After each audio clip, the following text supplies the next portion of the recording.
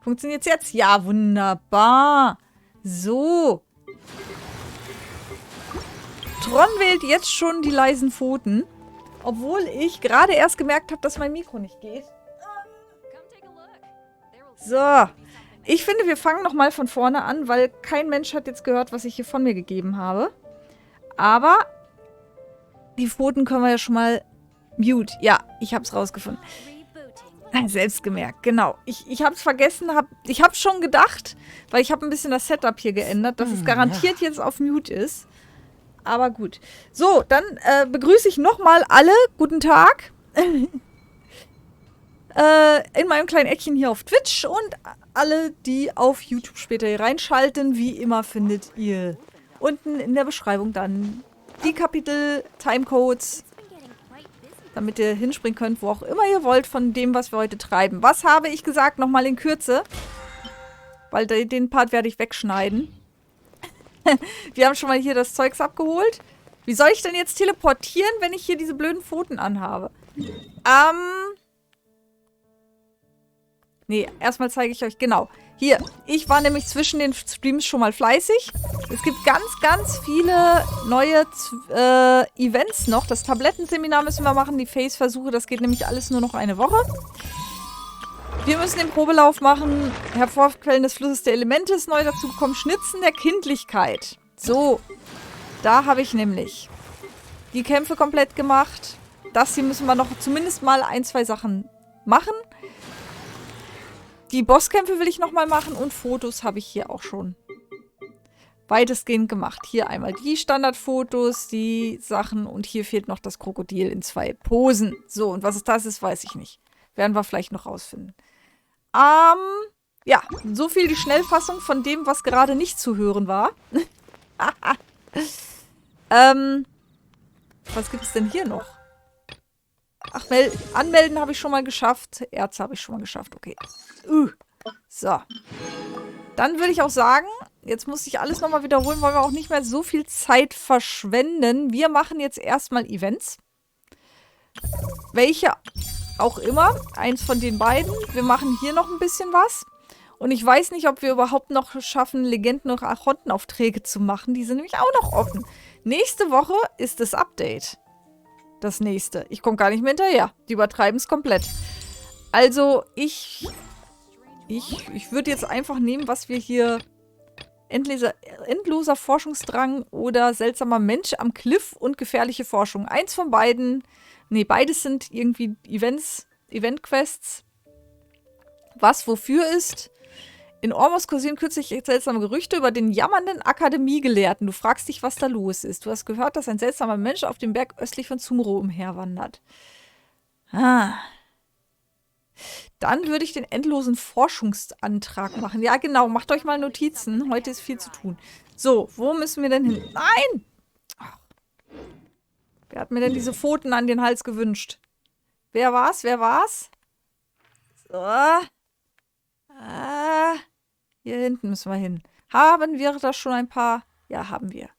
Teleportpunkte.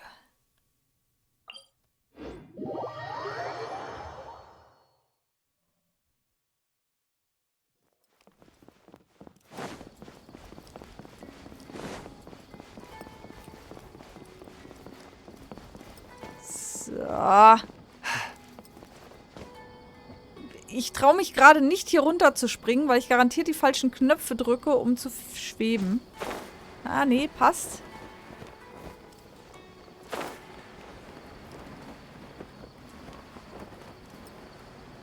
Meine Theorie ist, dass sie Tower of Fantasy und Disney Village kontern wollen mit dem ganzen Content. Ja, Tower of Fantasy sagt mir was. Disney Village tatsächlich gar nicht. Ist das auch neu dazugekommen? Es ist alles vorbei. Ach, meine akademische Karriere ist schon zu Ende, bevor sie überhaupt begonnen hat. Wozu ein Gelehrter sein? Wozu ein Gelehrter sein? Ich hätte in der Akademie heimlich malen lernen sollen. Dann hätte ich ein Farbillustrator und Zeichner werden können. Das wäre jedenfalls besser gewesen als das hier. Man sagt, dass es in Ormus einen Akademiegelehrten gibt, der jeden Tag jammert und seufzt. Und Paimon dachte, das sei eine merkwürdige Legende. Es gibt ihn also wirklich, den jammernden Akademiegelehrten. Was? Welcher jammernde Akademiegelehrte? Redest du von mir? Redest du mit mir?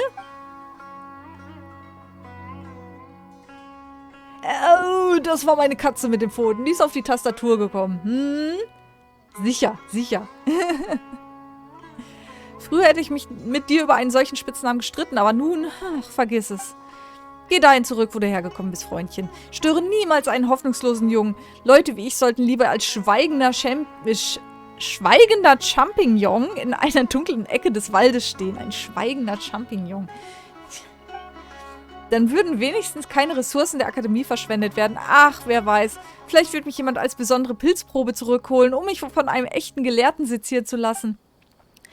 Yami, die Pilzprobe. Vielleicht könnte mein Name auf diese Weise in die Geschichte der wissenschaftlichen Forschung eingehen. Yami, ist dein Name Yami? Ja, was ist denn, Freundchen? Der Name ist Paimon, nicht Freundchen. Mein Name ist Matsu. Matsu und Paimon, na gut, vermerkt. Was gibt es denn bei euch? Wir haben nur gerüchteweise von dem jammernden Akademiegelehrten in Morgens gehört und wollten wissen, was da los ist. Ach, ihr wisst ja, dass es für die Gelehrten von Sumeru eine wunderbare Sache gibt und die heißt Forschung veröffentlichen. Nur wenn du selbst deine Forschung veröffentlichen kannst, kannst du dich als unabhängiger Gelehrter ausweisen, deinen Abschluss machen, richtig in die akademische Welt einsteigen und Ansehen gewinnen. Auf diese Weise kannst du mit der Begründung, Forschungsmaterialien zu sammeln, an jeden Ort in Teyvat reisen. Du kannst sogar alle deine Spesen mit den zugewiesenen Projektmitteln decken. Könntest du den Teil mit den Spesen für die Verpflegung nochmal genauer beschreiben? Nun ja. Sorry heißt Disney Dreamlight Valley. Ist eine Mischung aus Stardew Valley und Animal Crossing, halt mit den Disney-Charakteren. Habe ich echt noch gar nicht mitgekriegt. Krass. Spannend.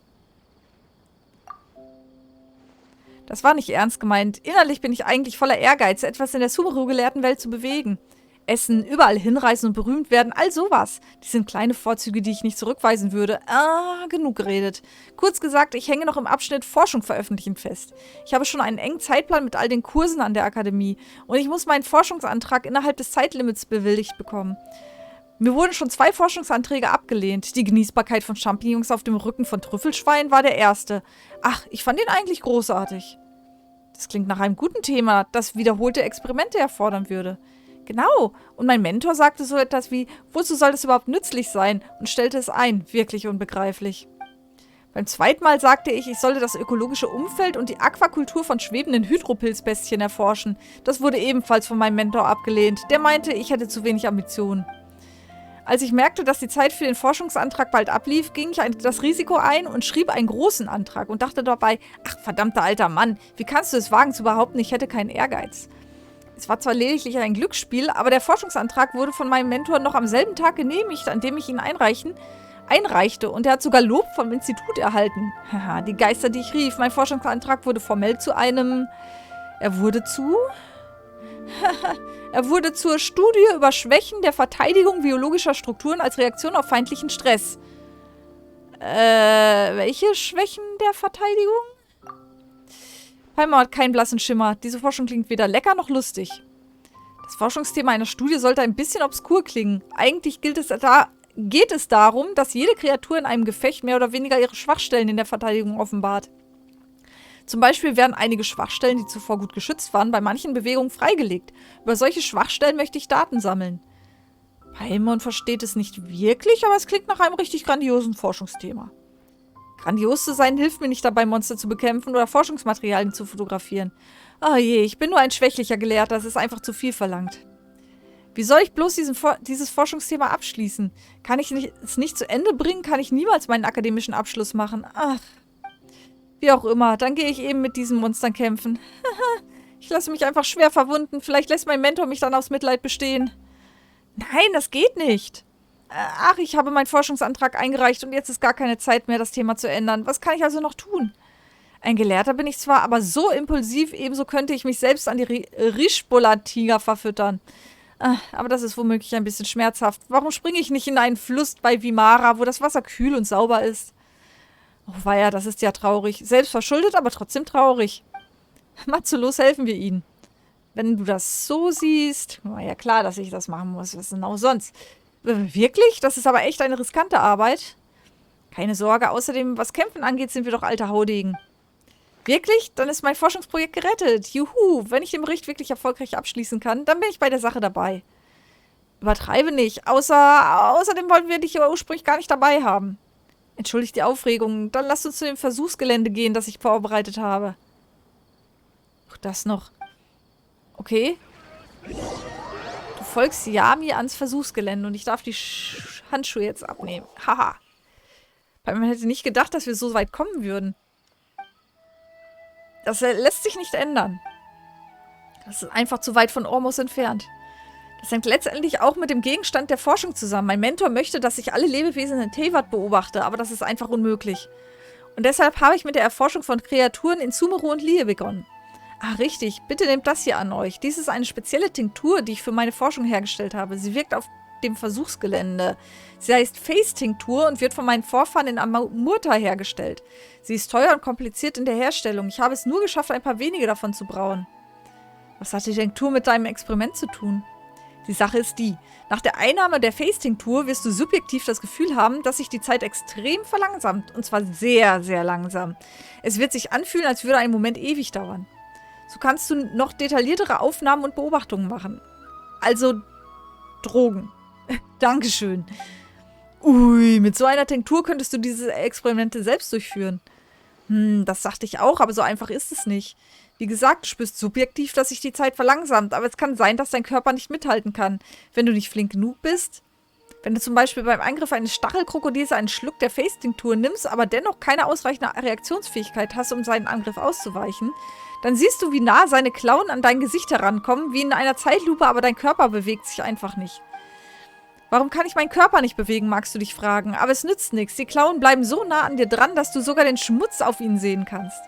Nun ja. Unterschätze also nicht deine Gegner. Nur weil du das Gefühl hast, dass die Zeit langsam vergeht. Okay, ich werde vorsichtig sein. Ach, meine Forschung liegt nun in euren Händen. Durch Besiegen der Gegner kannst du Face-Tinktur-Tropfen erhalten, die sich bis zu einem bestimmten Wert ansammeln, an dem sie verwendet werden können, um den Zustand Zeitdilatation zu aktivieren. Deine Nutzungsmöglichkeit des Zustands Zeitdilatation ist dreifach stapelbar. Nach Verwenden der Face-Tinkturen kannst du in den Zustand Zeitdilatation wechseln und das Objektiv auf Gegner richten, um ihre Schwachstellen im Sichtfeld zu erfassen und die Hypersensitivität einzusetzen. Wenn du mehr als 8 Schwachstellen erfasst hast, kannst du die verstärkte Hypersensitivität einsetzen. Verschiedene Gegner haben eine unterschiedliche Anzahl von Schwachstellen. Einige Gegner haben goldene, tödliche Schwachstellen. Erkennt man eine dieser Schwachstellen, ist das vergleichbar damit, 2 gewöhnliche Schwachstellen zu erkennen. Wenn du den Zustand der Zeitdilatation verlässt, ohne irgendwelche Schwachstellen erkannt zu haben, wird deine Face-Tinktur verbraucht. Jo, nicht Aufwand. Okay, wir machen zumindest mal eine Runde. Ich denke mal nicht, das ist wieder so ein Kampfding, dass da irgendwie die Story jetzt groß... Ach du Schande. Ach du Schande. Figuren zum Probieren. Okay, es gibt bekanntlich 2 Möglichkeiten, sich zu verteidigen. Entweder durch ein eigenes robustes Standardeffekt. Löst 3 Unkrautstöße an der Stelle der Gegner mit aufgedeckten Schwachstellen zufällig aus. Die Gegner mit mehr als 2 aufgedeckten Schwachstellen mit hoher Priorität angreifen und damit Dendroflächenschaden. Die Anzahl Unkrautstöße. Okay, wir starten einfach mal. So, und ich muss jetzt Charaktere nehmen, die ich vorgesetzt kriege. Na, wundervoll. Aua, aua, aua! Aua! Oh, oh.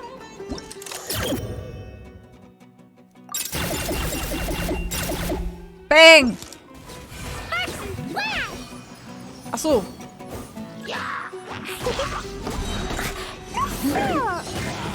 Aua! Ach Mensch, jetzt lass mich doch mal hier...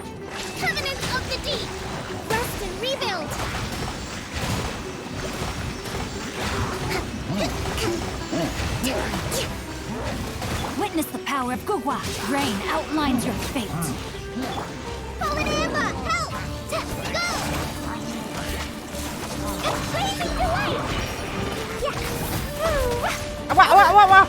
Aua!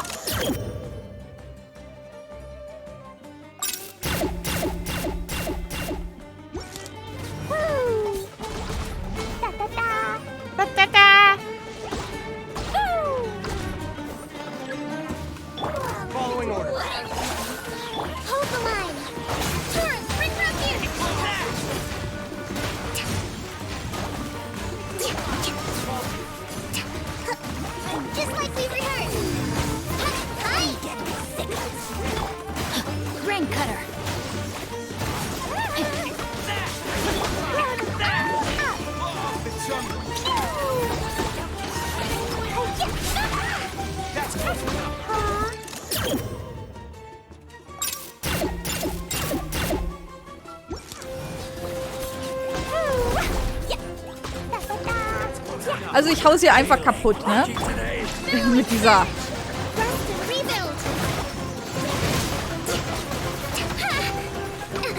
Dilatation.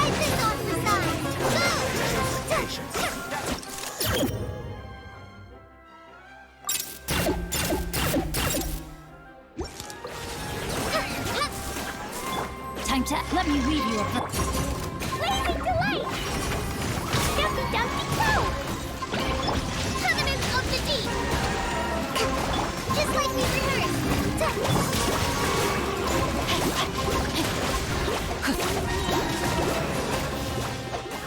Body and mind. Ring cutter.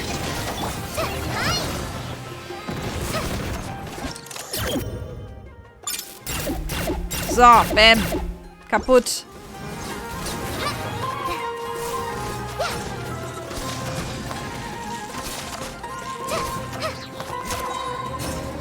Immer noch nicht fertig. Ach, schon.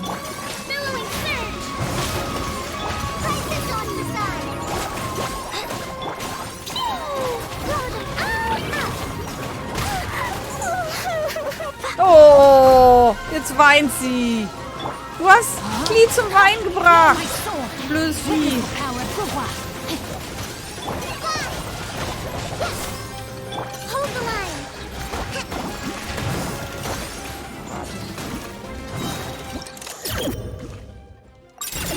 Bam, bam, bam, bam, bam.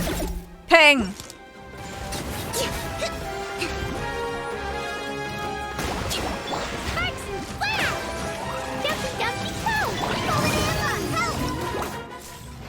Okay. 2108.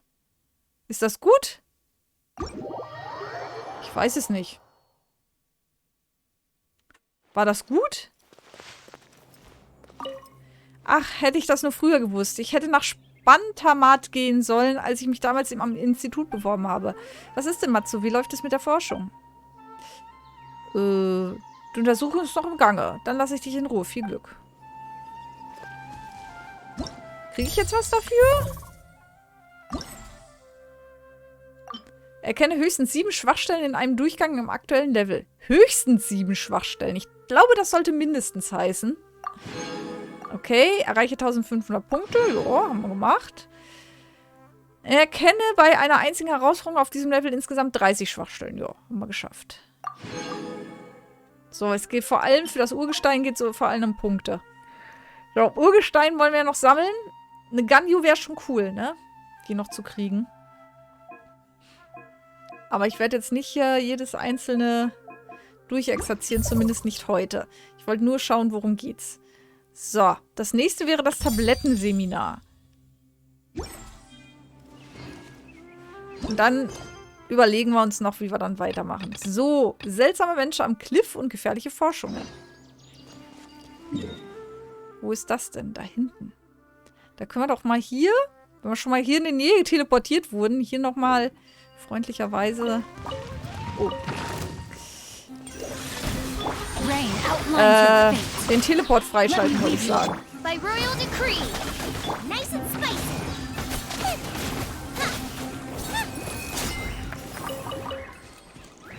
Wo war der jetzt? Die Richtung. Wenn wir schon mal hier sind. Warum auch nicht?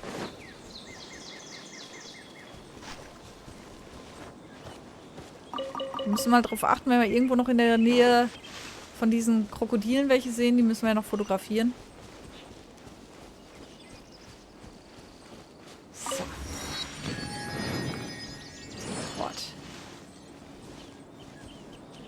So. Da hinten ist noch ein... Da hinten sehe ich eine Truhe. Die nehmen wir noch mit hier. In die andere Richtung war auch eine Truhe. Da will ich jetzt auch nicht hin.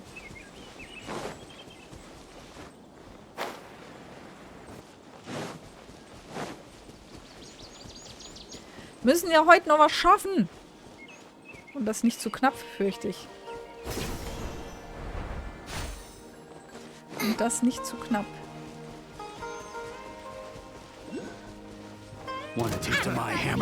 Submit for judgment. Forth my blade. Should replace my hammer. Den Drokulus.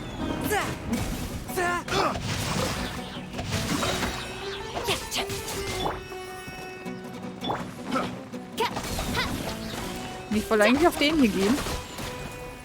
Ich wollte nur nicht so draufhämmern, dass der nicht runterfällt. Spirit Blade! Attack! So. Picked the wrong test subject. Unexpected, but welcome. So, wo ist der denn, Drokulus? Ach, da. Ach, easy. Zack. Peng. Unserer.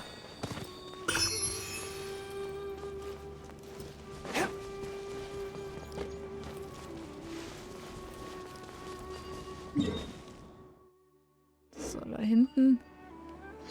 Zum Wasser müssen wir hin.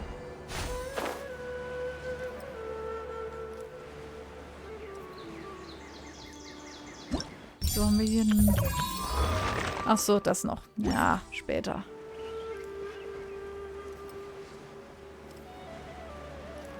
Ihr habt keine Truhe, dann lasse ich euch auch in Ruhe.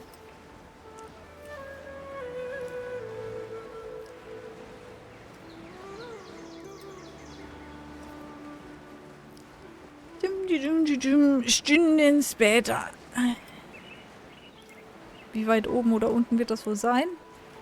Können wir es fallen lassen, oder? Siehst du irgendwie was von... mit Klippe?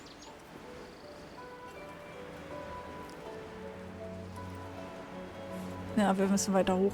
Okay. Das Problem ist, wir haben nicht mehr viel Ausdauer übrig. So, jetzt müssen wir nicht mehr weiter hoch. Hä?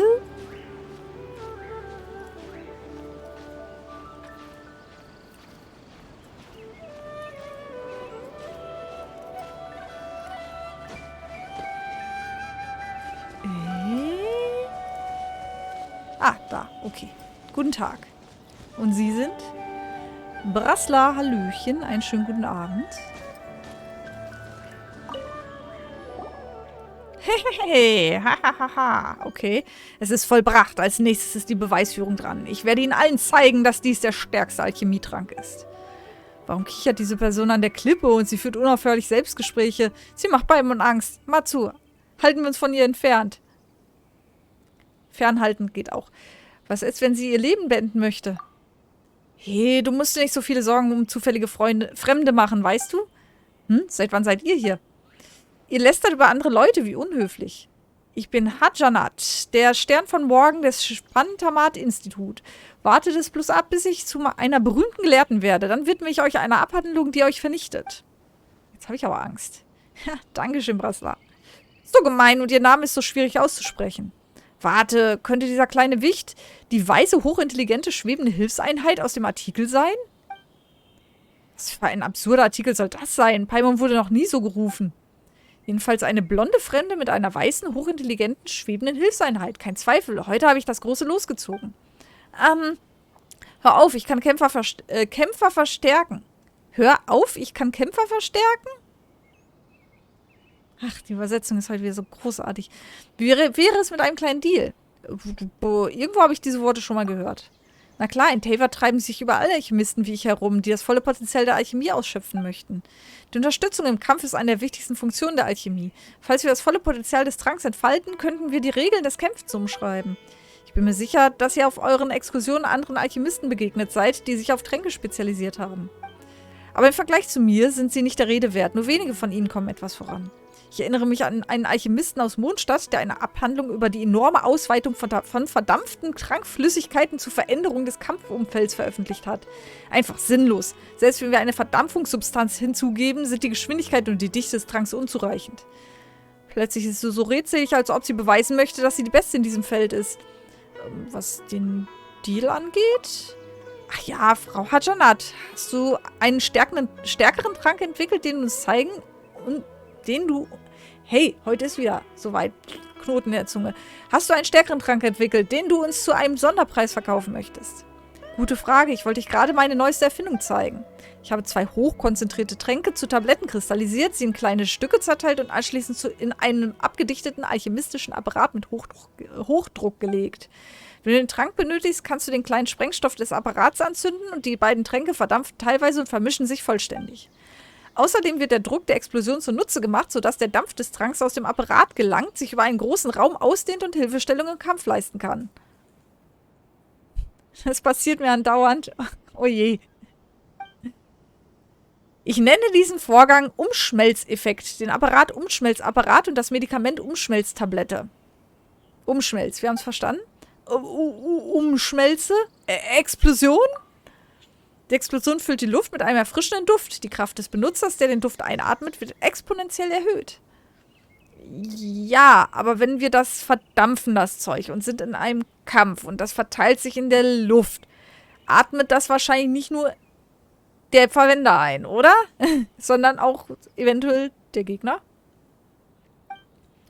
Wie sieht es aus? Hört sich verlockend an? Möchtet ihr es ausprobieren? Ihr müsst nur auf den Effekt des Tranks im Kampf achten und ein paar kleinere Einzelheiten zu seiner Leistung für mich aufschreiben. Natürlich nehme ich eure Hilfe nicht umsonst an. Die Bezahlung fällt stattlich aus. Also sind wir nur Versuchskaninchen in deinen Augen. Hört sich gefährlich an. Da machen wir nicht mit. Wir könnten es uns überlegen, wenn du uns eine 1000-fache Entschädigung anbietest, falls etwas schief geht. Kein Problem. Ich habe die Experimente so häufig durchgeführt, mein Apparat ist vollkommen sicher. Ohne jedes Zögern? Uns mangelt es an Mora, wie immer. Stimmt. Jemand, der so berühmt ist wie du, muss steinreich sein. Uns mangelt es nicht an Mora? Stand das da? Okay, verdammt. Dann bitte ich dich. Es tut mir leid, dass ich euch schlecht behandelt habe und euch mit ein bisschen Geld bestechen wollte. Ich lege euch die Welt zu Füßen, wenn ihr bei meinem Experiment aushelft. Wenn ich eine berühmte Gelehrte bin, werde ich mich revanchieren. Oha, die Sache hat eine ganz schöne Wendung genommen und solch ein leichtfertiges Versprechen. Eine Wichtigtuerin. Schließlich bin ich diejenige, die um eure Hilfe bittet. Also sollte ich auch die richtige Einstellung an den Tag legen. Ich weiß, dass die plötzliche Veränderung in meiner Einstellung mich in ein schlechtes Licht rückt. Aber ihr werdet in Zukunft nur noch mehr Menschen treffen, die so sind wie ich. Immerhin bezahle ich euch und gebe euch mein Wort, während euch andere als kostenlose Arbeitskräfte ansehen würden. Wenn ihr darüber nachdenkt, bin ich doch eine ehrliche Haut, oder? Ganz schön unhöflich, über andere Menschen zu spekulieren, aber auch nicht zu weit hergeholt. Paimon ist hin und her gerissen. Paimon muss zugeben, dass sie gerne sehen würde, wie stark ihr Alchemietrank wirklich ist. Außerdem hegt sie keine bösen Absichten. Vielleicht ist sie so komisch, weil sie ihr Experiment unbedingt verwirklichen möchte.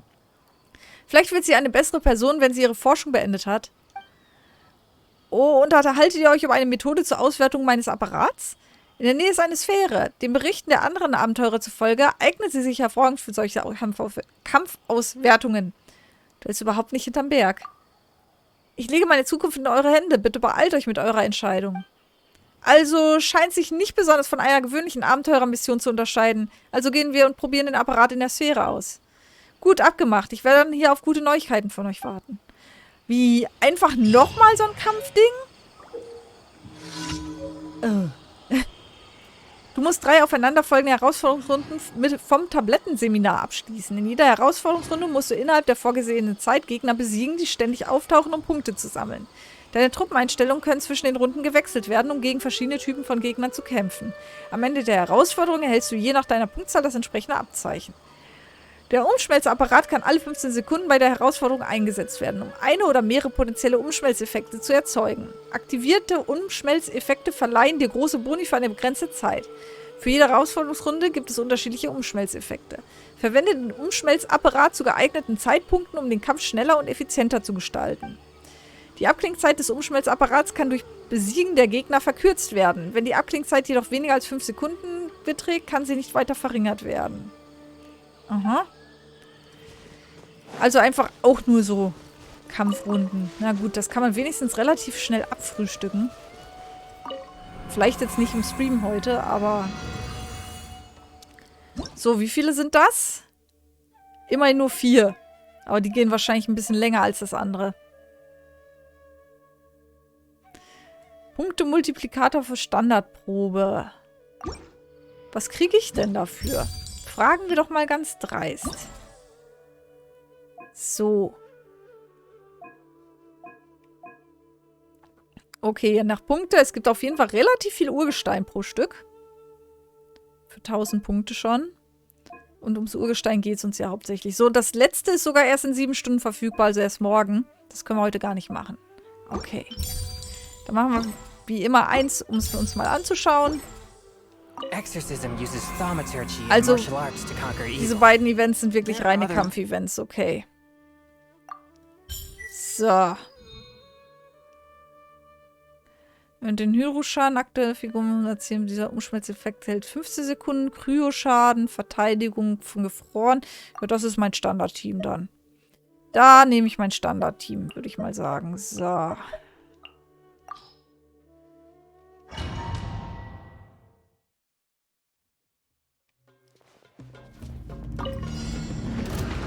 Swift and merciful. Submit for judgment. Ach Mann. Ring cutter.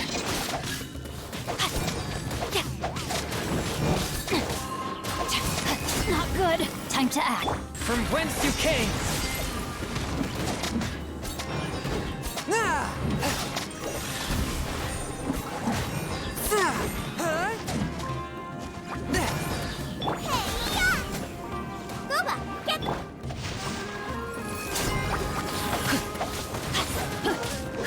Let me weave you a bird. Submit for judgment. One with my blade. Wings of darkness, come, sever night from day. Haben wir bald alles hier.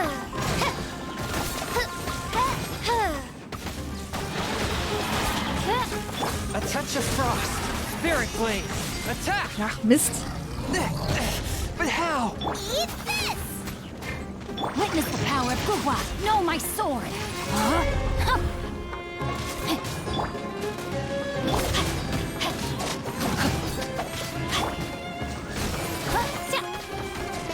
So, jetzt haben wir auf jeden Fall schon über 1000 Punkte.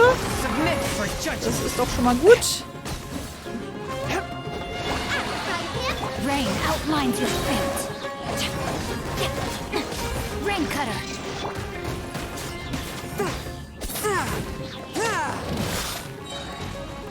From whence you came. Midnight Phantasmagoria.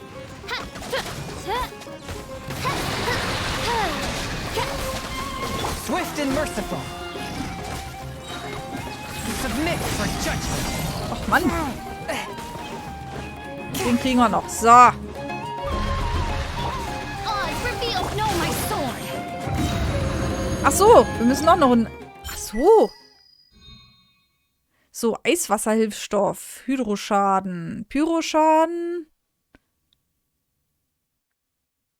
Crit. Okay. Reicht auch mein Standardteam. Würde ich fast sagen. So. Ab dafür. One with my blade.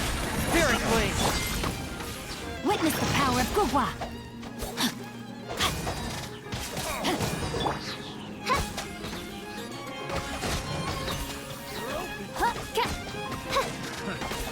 You're toast! Boba, get them!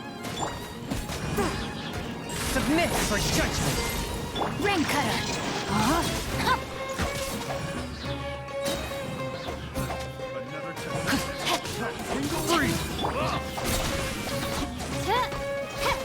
Gott.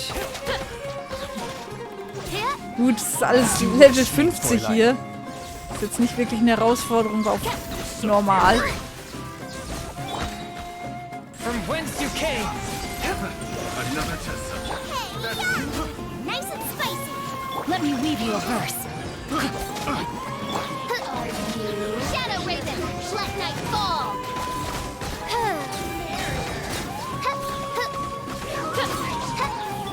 Spirit blade. Ja, ich finde diese Kampfherausforderung irgendwie mal Banane.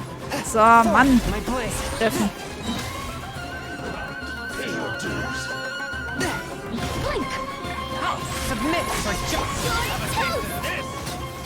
By royal decree! Witness the power of Gugwa. Rain outlines your fate. So, die zweite Stufe war 4000 Punkte, Body ne? and mind. Spirit blade. Attack. A touch of frost. Midnight Phantasmagoria. Eat this! Boba, get them! Let me weave you a verse.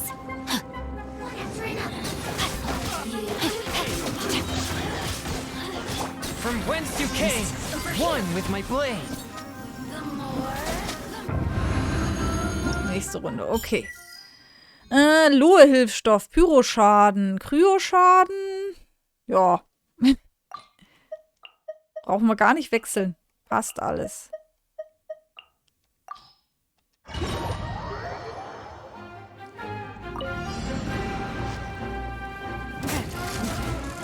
Submit for judgment. Nice and spicy. Rain cutter. As you wish, mein Fräulein.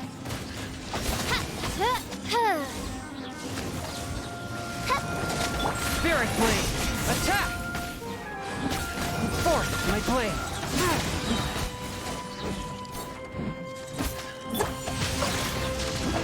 Booba, get them. Submit for judgment. Eat this. Nice and spicy. Witness the power of Gugwa. A touch of frost. Spirit blade, attack! Rain outlines your fate. Wings of darkness. Come, sever night from day. Submit for judgment. Oh, die 5000 haben wir auch schon erreicht. Ja, aber wie ich sagte, ne, es dauert ein bisschen länger als das andere. Oz, reveal thyself. As you wish, mein Fräulein. Spirit blade, attack! Swift and merciful. Know my sword. Let me read you a verse.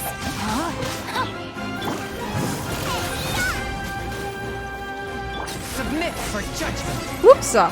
Den habe ich so schnell erledigt, der musste erst mal überlegen, ob er verschwindet. Midnight Phantasmagoria.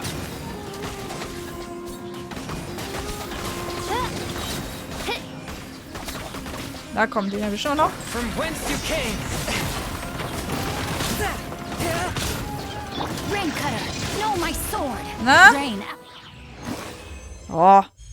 7405, das ist doch gut. Ja gut, auf Standard. Aber es war doch nicht schlecht. So. Tablettenseminar. Alles einsammeln. Perfekt. Aber da gibt es wenigstens ordentlich Urgestein für. Aber es dauert relativ lange. So. 1600 brauchen wir noch, um noch eine 10er-Ziehung zu machen. Ne? Das kriegen wir mit diesen Nebenquests hin. Sollten wir also im Hinterkopf behalten. Was ich jetzt noch gerne machen würde, wäre beim Schnitzen der Kindlichkeit die beiden Bosse. Und eine von diesen, ja, Pfadquests, damit wir die auch mal gesehen haben. So, welche machen wir zuerst? So, guck mal, Fluxblitzbaum. Ja, der ist neu, klar. Aber es ist halt ein Fluxbaum. Die Standarddinger. Wo ist denn der? Hier ist dieses... Da müssen wir auch noch ein paar Teleporter freischalten. Dieses Pilzvieh. Und hier ist der Fluxblitzbaum. Machen wir erstmal den. Da kommen wir, glaube ich, schneller hin. Hier müssten wir noch einen Teleport freischalten. Why not? Na, ob das so gut ist hier in der Ecke. Ob wir da so gut hinkommen. Müssen wir mal gucken. So, genau in die andere Richtung. Nämlich, ja, ich habe es fast befürchtet. Wie kommen wir denn da? Ah! Da sind Kletterblümchen, die helfen uns. Immerhin. Es wurde ja immerhin dran gedacht, ein paar Dinge zu vereinfachen.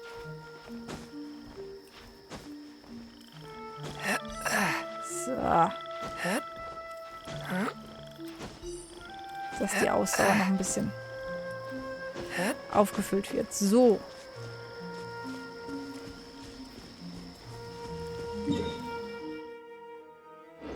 Jetzt ist natürlich die Frage, wo ist der genau? Ich würde jetzt hier außenrum den Berg hochrennen.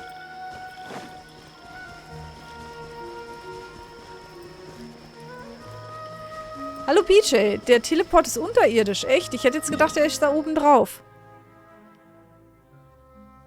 Dann wird der wahrscheinlich bei dem Fluxblitzbaum sein. Gucken wir mal, wie wir da überhaupt hinkommen. Ist ja noch ein Stück darüber.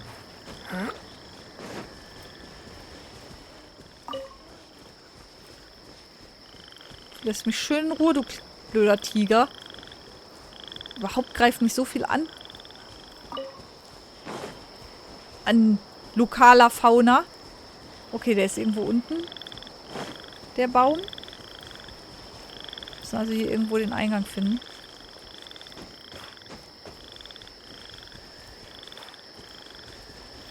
In einer Höhle. Mhm.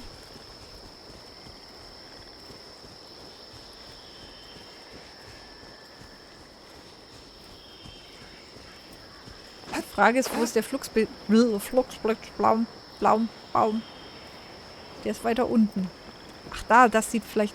Ah, vielleicht ganz unten wirklich.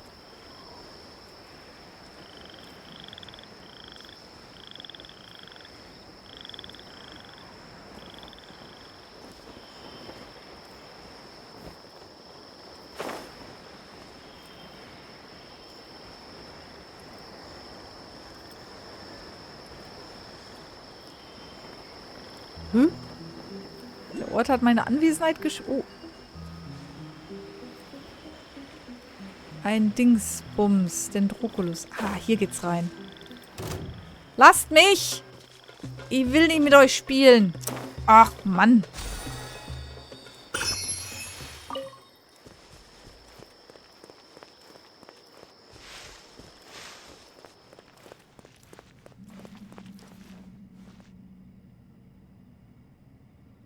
Ist das der Eingang? Ich glaube, ich kriege den selbst hin, oder? Hoffe ich jetzt mal. Hallöchen, guten Tag. A touch of frost.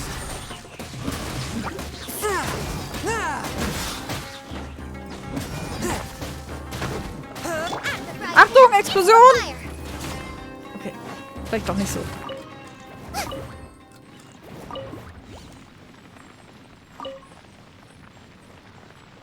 Da haben wir es ja. So, und da hinten geht es noch weiter hoch. Dann ist wahrscheinlich der Teleport da irgendwo... Ah ja, da hinten in der Höhle. Müssen wir gleich dran denken.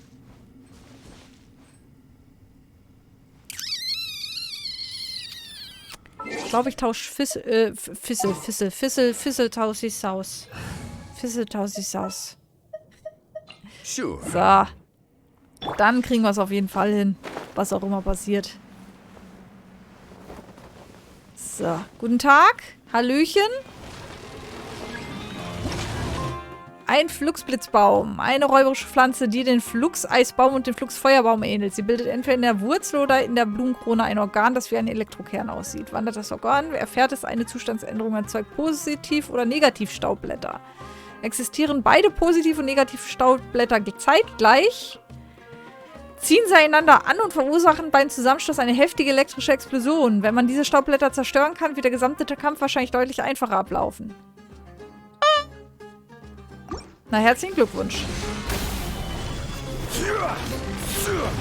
Wie kann ich die zerstören? Aha, eine Elementarreaktion. Au! No, my sword! Let me weave you a birth. One with my blade.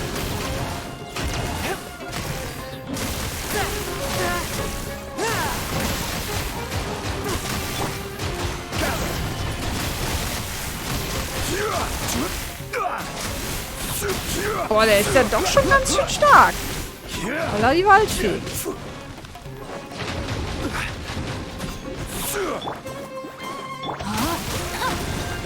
Bam. Spirit blade. Attack. Swift and merciful. Stabilize. Nice and spicy. I will have order.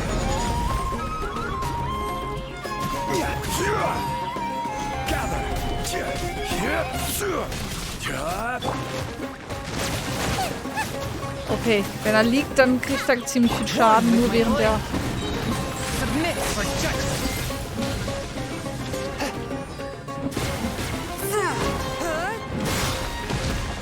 Staubblätter entfernen.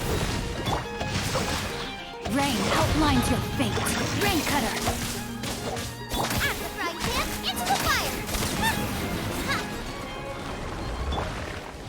So.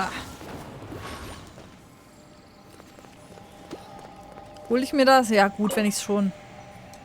Ach komm, wenn ich ihn schon besiegt habe. So. Donnerknallfruchtkern. Ach Gottchen. Was haben wir denn hier? Naja. Okay. So, dann holen wir uns noch den Teleporter hier. Und welche Sachen haben wir denn jetzt hier erledigt davon? Alles. Ein positives Staubblatt, ein Negativstaubblatt. Besiegen ohne dass die 2 Sorten von Staubblättern eine elektrische Explosion verursachen. Gut. Paralysiere den Fluxblitzbaum. Ja, haben wir auch. Sehr gut. Haben wir ordentlich Urgestein abgesahnt hier. So.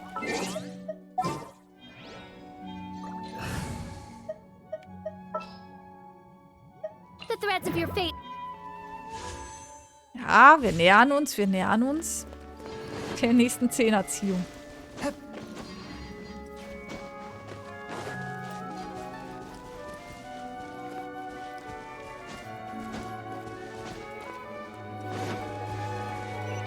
So, wo ist es? Da.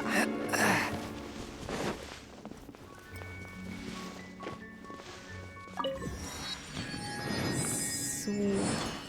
Was haben wir denn hier noch?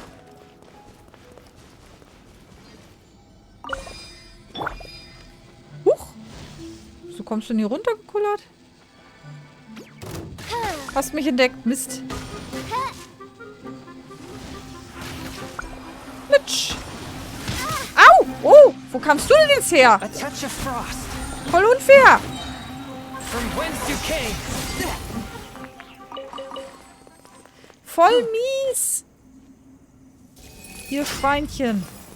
So, da ist noch was.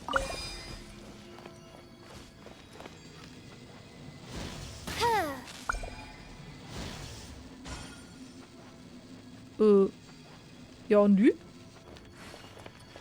Nichts passiert? Ja, dann halt nicht. Hm.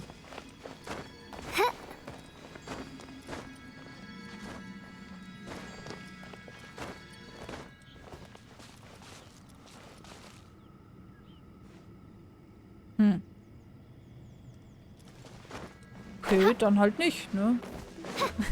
Nichts passiert. Wo geht's denn hier lang? Ah, hier ist noch eins. Aha, aha, aha.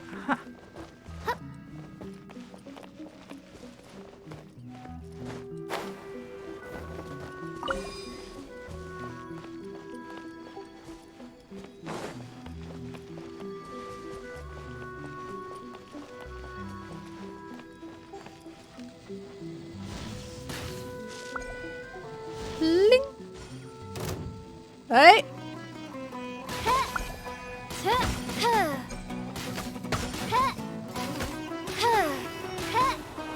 Hey! Shadow Raven, let night fall.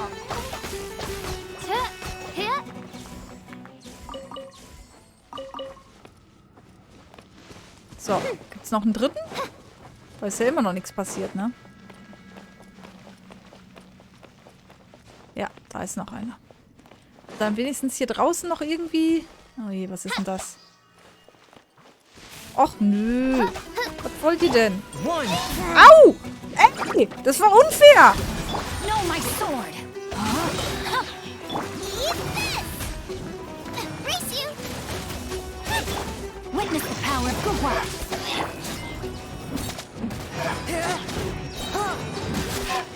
Mann, ey.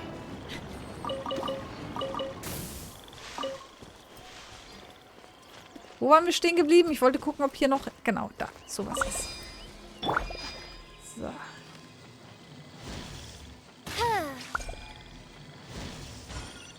Aha. Aha. Da haben wir es doch. What trinkets lie Nice. veiled within this desolate plain? So, Pilzbestie.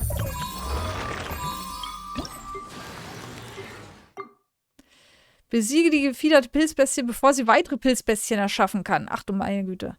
Besiege die gefiederte Pilzbestie, ohne dabei von der instabilen Sporenwolke getroffen zu werden. Ja, Mai! Besiege die gefiederte Pilzbestie im aktivierten Modus, nachdem sie vor Erschöpfung zusammenbricht. Besiege die gefiederte Pilzbestie, ohne dabei von ihrem Spezialangriff im aktivierten Modus getroffen zu werden. Aktivierter Modus heißt unter Strom setzen, ne? Eieiei. Dann gucken wir mal. Da ist die Pilzbestie. Hier sind noch Teleporter. Dann müssen wir erstmal hier rüber. Und dann mal schauen, wie es weitergeht.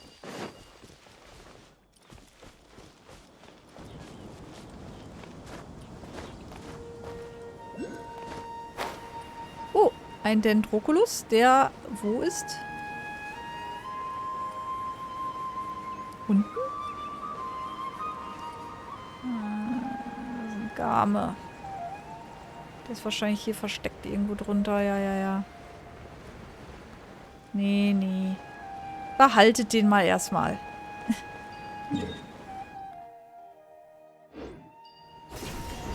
Au! Blöder Baum.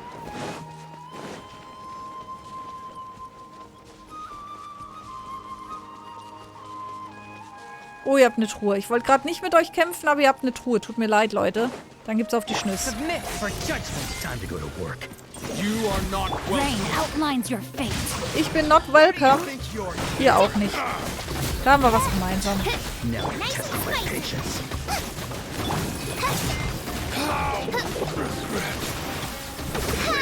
Aua! Again.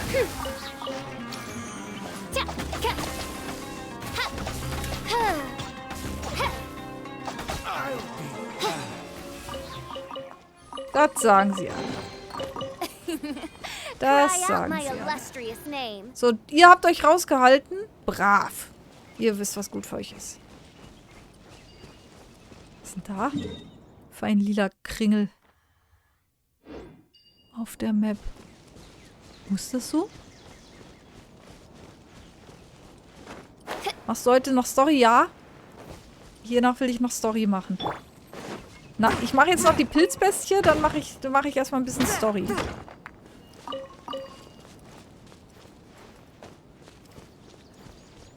Ich muss anscheinend da irgendwie rein, hoch oder was auch immer. Gehen erstmal zum Teleporter. So. Dendroculus.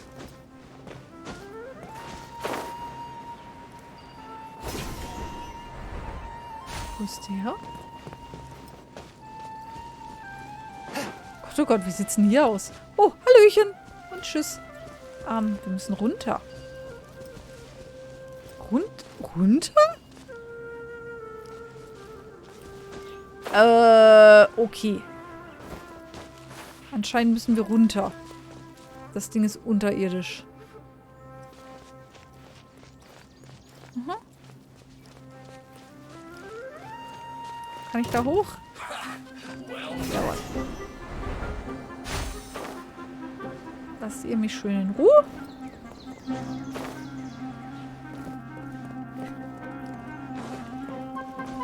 Was tue ich hier eigentlich? Wo will ich eigentlich hin? Ich weiß es gar nicht so recht.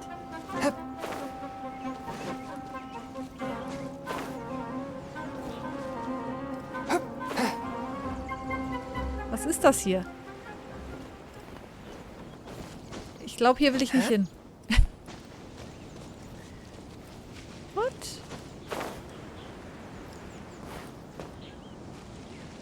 Oh.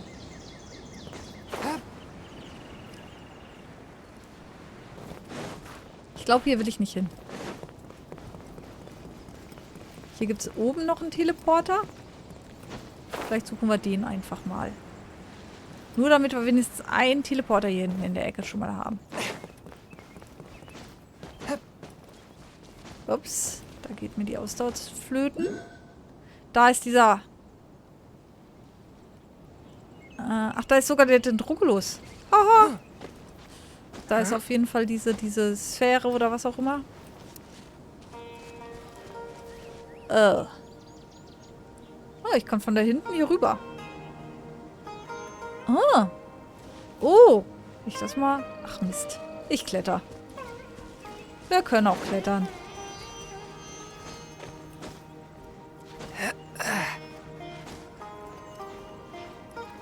Vielleicht sollten wir nicht so viel hüpfen beim Klettern. Dann hält die Ausdauer auch ein wenig länger. Ich hätte auch hier, guck mal, einfach darüber gekonnt. Jetzt bin ich aber zu faul. Zu faul, darüber zu rennen, aber nicht zu faul, um hier die Steilwand hochzuklettern. Okay, halten wir so fest. Halten wir so fest. Ich will doch nur... Eigentlich will ich nur die Pilzbestie machen. Und dann wieder die Story. Aber nö. Matsu macht ja alles Mögliche. Nur nicht das, was sie sich vorgenommen hat.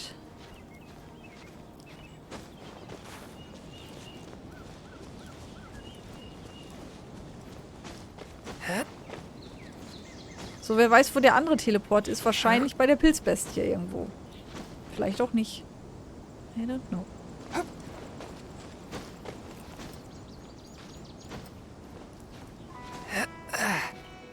So. Allzu weit dürfte es ja eigentlich nicht mehr sein. Jawohl, da haben wir es doch. Tada!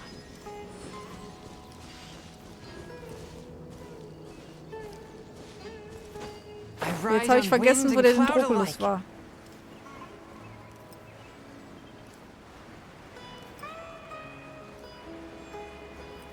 Ach, da unten. Tschu! Hier vorne direkt. Oh je, da sind noch mehr Pilzviechers. Guten Tag. Ihr seid stark, oder?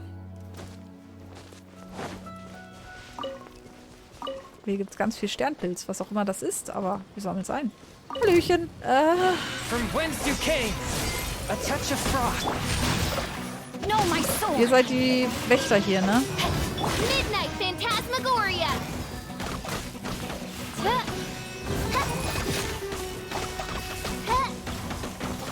Ring cutter.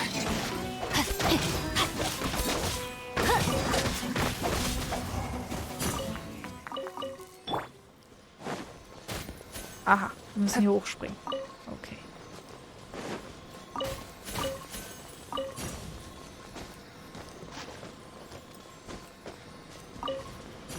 Aber erstmal hier die Pilze einsammeln. Die scheinen...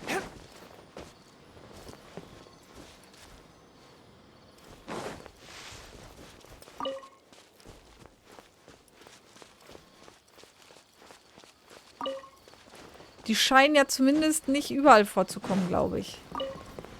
Der Teleport ist auch undisch, da ist aber drüber ein Dimensionstür, wo du teleportieren kannst. Genau, da sind wir jetzt gerade dabei. Wir wollen uns nicht von Pilzen ablenken lassen. Tada! So. Mal gucken, wo wir jetzt landen. Okay. Okay, Pilzbestie. Okay, Teleport. Aha.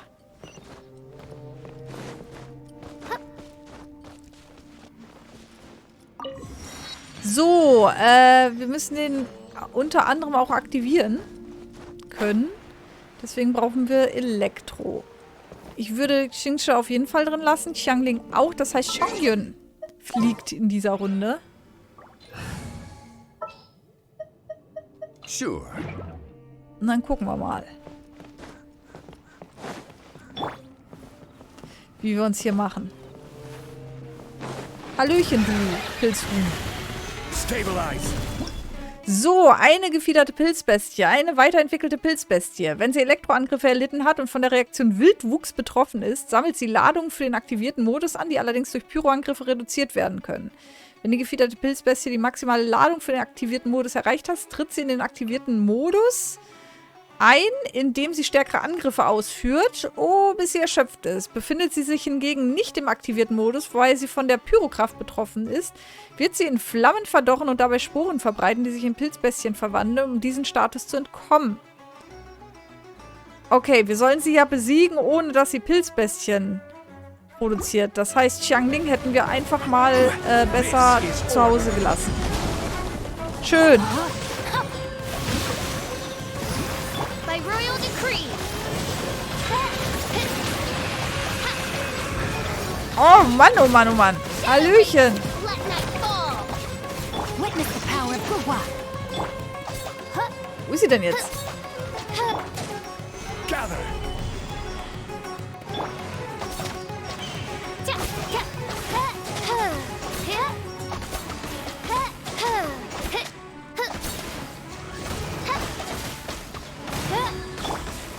Solidify.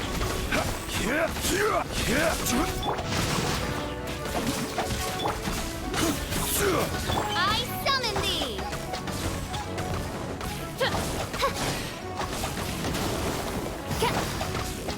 Aua.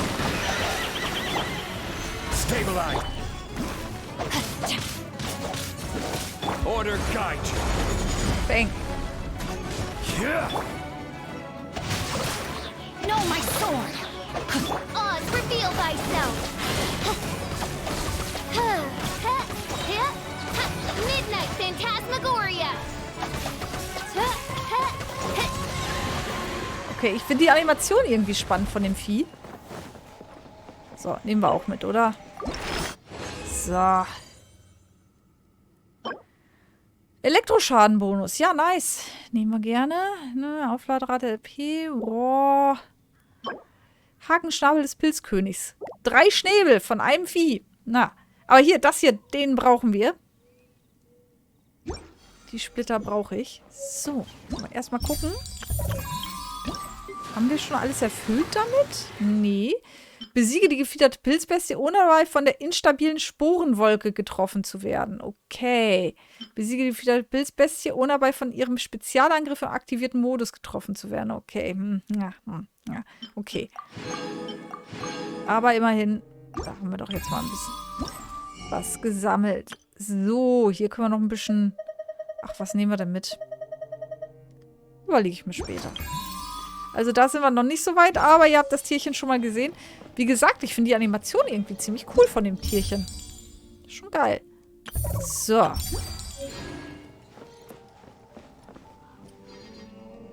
Genau, den Splitter haben wir bekommen. Da wollte ich doch noch eben. Weil wir konnten ja neulich hier die...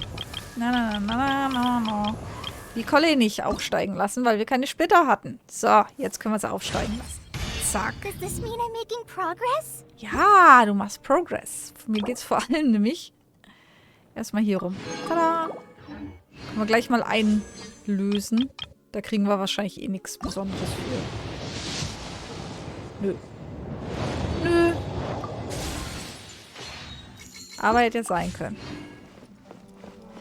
So, dann haben wir das auch schon mal erledigt. Das hier machen wir später eine Runde, würde ich sagen. Ich möchte nämlich jetzt Story weitermachen, tatsächlich. Aber ich mag ich mag die Animation von dem Tierchen. Ich weiß nicht, woran es genau liegt, aber fühlt sich sehr dynamisch an irgendwie. So, Story. Wir haben, jetzt geht's zum Fest, ne? Zu diesem Sabzerum. Ich will doch einfach nur ins Questlog. Warum lasst ihr mich nicht? Sabzeruz-Fest. Das kommende Sabzeruz-Fest. Gucken wir uns jetzt an. So. Das ist nämlich unser nächstes Ziel. Zack. We didn't miss the Sabzeruz Festival, right? Let's hurry and find Dunyarzad. Paimon thinks she must be around the Grand Bazaar, since she showed us around there last time. Okay, dann gucken wir mal.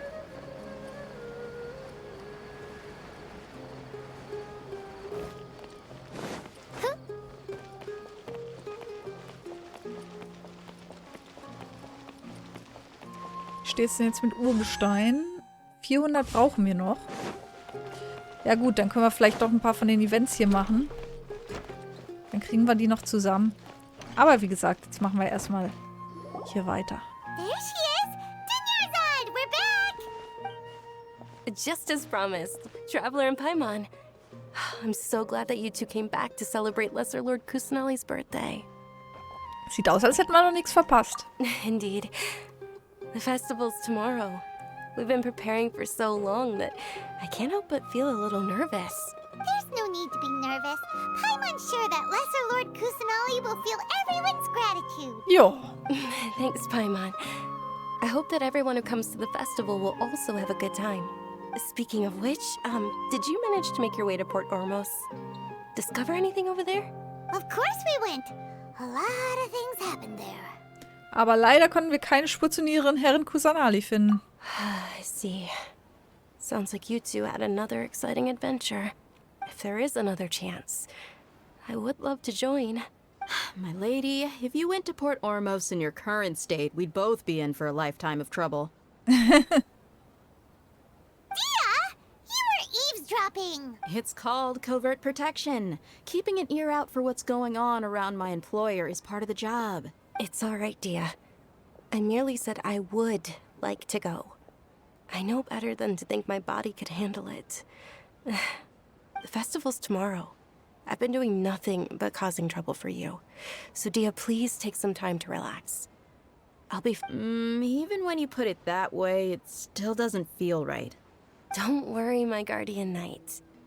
Okay, fine, but only tonight. Tomorrow's a big day, and many no-good scumbags are gonna try to take advantage of that.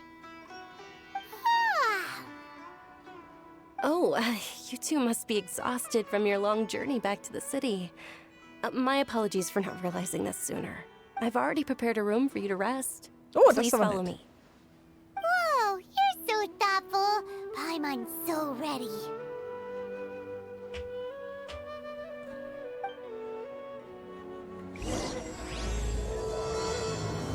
Des Morgens 1000 Rosen erwachen.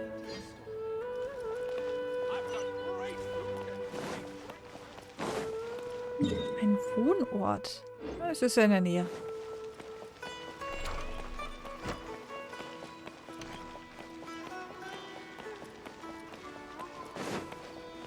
Gibt's noch was? Möhren. Möhren sind gesund. Here we are. It's also fairly close to where I've been staying. It looks really nice. Vielen Dank für alles, Dunyazad. Not at all. Just tell me more about your adventures when you next get the chance. That's Paimon's specialty. Paimon can tell you stories next time. Über den Plan für Oh, morgen. if you don't mind, how about we all walk around together tomorrow? All of my friends will be working the festival, and Dia is still insisting on her covert protection. Yeah. It'll be pretty hard to relax and enjoy the festival if Dia's constantly hovering over you, right? Die zusammen können wir besser Informationen Then let's sammeln. meet at the nearby bazaar first thing tomorrow morning. Have a great night. It's a deal. Good night, Dunyarzad. I may be too excited to fall asleep tonight. See you tomorrow. Paimon's starting to really look forward to the Sabzeruz festival too. Will there be lots of yummy food? Oh, no. Thinking about food is just gonna keep Paimon up all night. The earlier we sleep, the better. Let's go inside, traveler.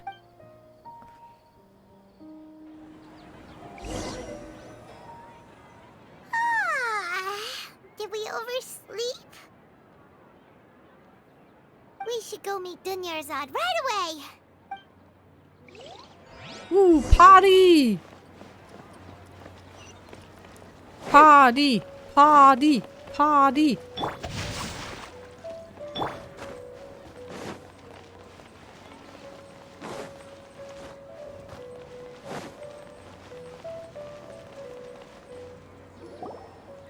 Traveler, Paimon, I've been waiting for you two. Good morning, Dunyarzad. We must have overslept a little bit. Not at all. I arrived early. Today is finally here. I must cherish every moment as if it were gold. You've worked so hard for this day. You gotta enjoy it to the fullest. You know it. It's just that, as expected, I had some trouble falling asleep last night. Well, shall we? Let's start with the stalls over there. Many vendors came out of the blue to support the event, and they insisted on covering costs themselves. Let's go give them some business. NPCs hinterher dackeln. Oh, sounds like they're not in this just for the Mora. They all said that contributing to a lively festival atmosphere is more important than money. Especially since we don't often get to celebrate Lesser Lord Kusanali's birthday. Ooh, they're selling food over that way. Let's go take a look. This is a stall offering foods from the Haftmewa feast. Oh, you could tell straight away. I thought most people nowadays wouldn't know. Mushrooms, flowers, and all kind of fruit? It's all vegetarian stuff. Oh, Paimon's a little disappointed. Ach komm, stell dich nicht an. What's the Haftmewa feast you mentioned just now? It's another Sabzeruz festival tradition. People used to set their tables with 7 different foods. Generally speaking, the most common selections were foods like Rukashifa mushrooms, lunar lotuses, Sumera roses, sunsetias, kapulatas, hara fruits, and zaytun peaches. So, the Sabzeruz festival is a vegetarian holiday? Gut. You don't have to be a vegetarian to enjoy the spread. We just use the 7 foods to symbolize the 7 virtues of the Dendro Archon. Wait, but if that's the case, if Sumera uses vegetarian food to represent the Dendro Archon, then wouldn't the Pyro Archon's festival be full of food? Roasted fowl, juicy meatballs, grilled steak? Das ist eine wichtige Erkenntnis, Paimon. Du bist da was ganz Großem auf der Spur. Du solltest das weiter verfolgen. Oh, Traveler, we have to go to Natlan as soon as possible. I hope your wish comes true one day, Paimon. Thanks. All right, how about we also check out some of these other stalls?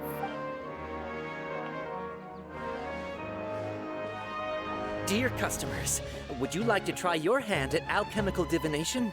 What's alchemical divination? Those 2 things sound like they'd be fun to try together. Right? I thought the same when I first heard about it. It is said to be a mysterious craft invented by none other than Lesser Lord Kusanali herself. So, how does it work? It's quite simple. After you give me any 2 alchemical reagents, I'll use them to perform a random transmutation. Sure sounds random. So random that it will probably fail. That is precisely what we need. After the transmutation fails, your one and only diviner here will interpret the remnants.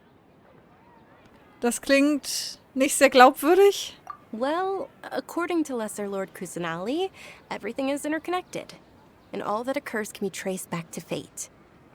You could say this is a pearl of old wisdom. Why does everything sound so much more credible when Dunya-san says it?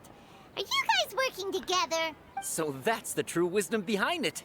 This young lady sure knows her stuff. So, how about it? Want to give it a try?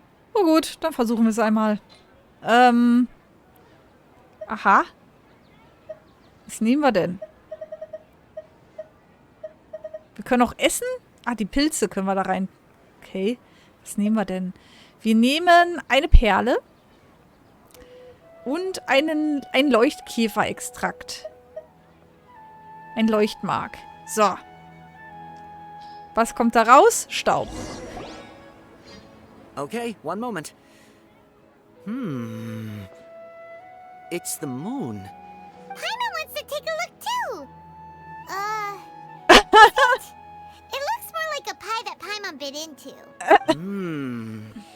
Generally speaking, the moon signifies...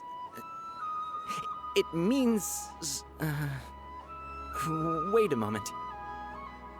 Was jetzt? Is he really looking it up in a book? Oh, I remember now. It means illusions and lies. Aha. Illusions and lies? That sounds rather ominous. Nee, irgendwie nicht. Yes, but this book says that if you trust your intuition and overcome your fears, the sun will surely rise. He's not even trying to hide his book anymore. Naturally, fate will only ever show you the beginning of a journey.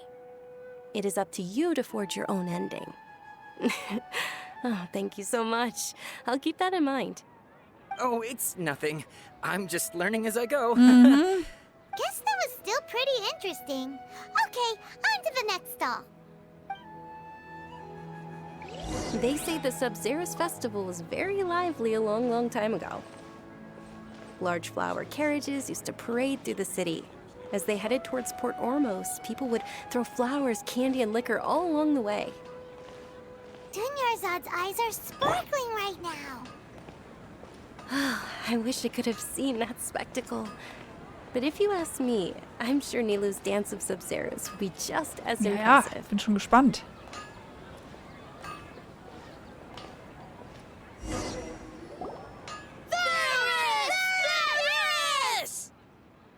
Gott, oh Gott, was jetzt? Attention! Soldiers, fall into formation if you want any Yalda candies. It's a weird guy with a weird hat. Komischer Typ mit komischer Mütze. Hey, it's Dunyarzad. Miss Dunyarzad, the children love you even more than the Yalda candies. In the few short days it took to prepare for the Sabzeruz festival, the children have all grown very fond of you. The hallowed Knight of Flowers. It's an honor that you know my name. Attention! In the name of Ferris, the Knight of Flowers, I commend you on your contributions to the glorious Sabzeruz festival. Ach, das ist doch was für Fischl hier. All right, little soldiers. Take your Yalda candies and don't forget your loyalty to Lesser Lord Kusanali. Dismissed. Yes, Knight Ferris. Jawohl. Just what is going on here? Ferris, the Knight of Flowers, is another Sabzeruz festival icon, and one immensely popular with children. In the past, the actor portraying Ferris would also sit on a flower carriage. It's all thanks to Miss Dunyarzad's sponsorship that the children can make such wonderful memories today. As are we to you, Vihar. Oh, not at all. Oh, speaking of tradition, do you want some Yalda candies? They're a festival staple, and I happen to have some boxes readied here. Take a look and pick whichever one you want. Whichever one. Don't these boxes all look the same? That is the fun part. Each box contains a random Oy. flavor. It's up to the luck of the draw. Flavors include lavender melon, hara fruit, sunsetia. Ooh, those all sound Ja. pretty good. Tomate, Popel. And there's also lizard tail and oni kabuto. Oh, okay, auch nicht schlecht. Huh? What's up with those two flavors? Oni kabuto is a little spicier than lizard tail. Aha. Dunyarzad, you tried them before? Traveler, help Paimon pick one. Paimon wants the Sunsetia flavor. Beklag dich nicht, wenn ich die falsche wähle. It's alright. Paimon believes in you. I also believe in your intuition. Great. These boxes of candy are numbered 1 to 5 from left to right. Which one do you want? Von links nach rechts mit 1 bis 5. Nehmen wir die Nummer 5. Ich nehme Nummer 5. Attention! That's unfortunately only kabuto. Oh, gleich den Käfer erwischt. Ah. Paimon thought you survived so many epic battles because you had incredible luck. But looks like Paimon was wrong. The Sunsetia flavored candy was in box number 4. Verdammt. How about this? The most important thing is that everyone has a good time at the festival. So please, take both boxes. Yay. Thanks a lot, Knight of Candies. It's Knight of Flowers, not Knight of Candy. Paimon really wilted the carriageless Knight of Flowers. They all basically sound the same. We got our candy, so let's keep going. Jetzt aber actually, Süßigkeiten, I jetzt just können wir weiter, remembered that I genau. left something behind. Since you're here, can you come with me to get it? Gerne. Dunyarzad, you probably forgot because you're so excited about the Sabzeruz festival. How embarrassing. Jetzt gehen wir nochmal komplett zurück. Echt? Moment, ich will hier erstmal looten. Dann können wir weiter gucken. So. Jetzt dackeln wir ja aber nicht mehr hinterher. Okay. Das können wir schnell machen. Oh, was haben wir denn da? Eine Padisa. Hier haben wir schon mal. Okay. Ja, hier sind noch mehr. Gleich mal alles mitnehmen.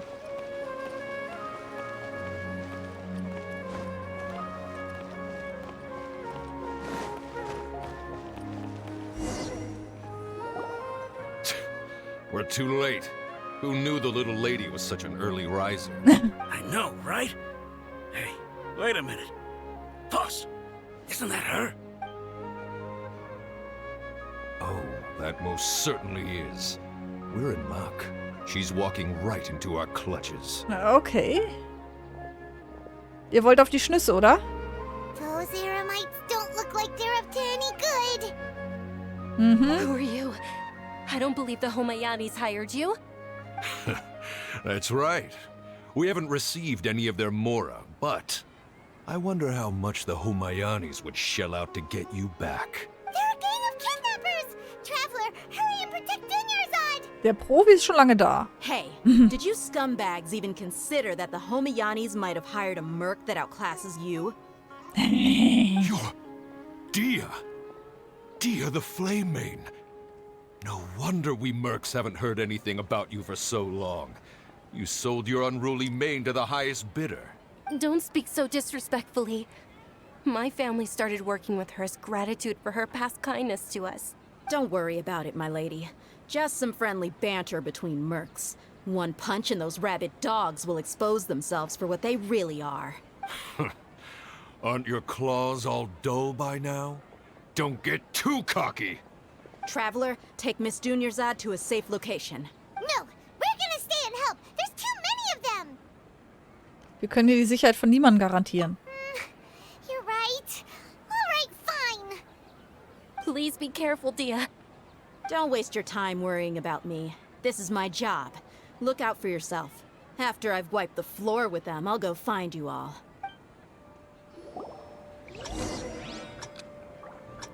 Entkomme. Okay. Entkomme. Map. Das sieht aus, als hätten wir mehr als genug Zeit, aber vielleicht müssen wir noch weiter rennen. Nee, passt. Ui. Dunyarzad, are you okay? You look a little pale. Are you in shock? Yeah, I'm fine. My body always reacts like this whenever I exert myself too much. You sure you're okay? I'll be fine after some rest. I'm more worried about Dia. After all, none of this would have happened if I hadn't insisted on coming out today. Keine Angst, sie ist sehr stark. Yeah, don't worry.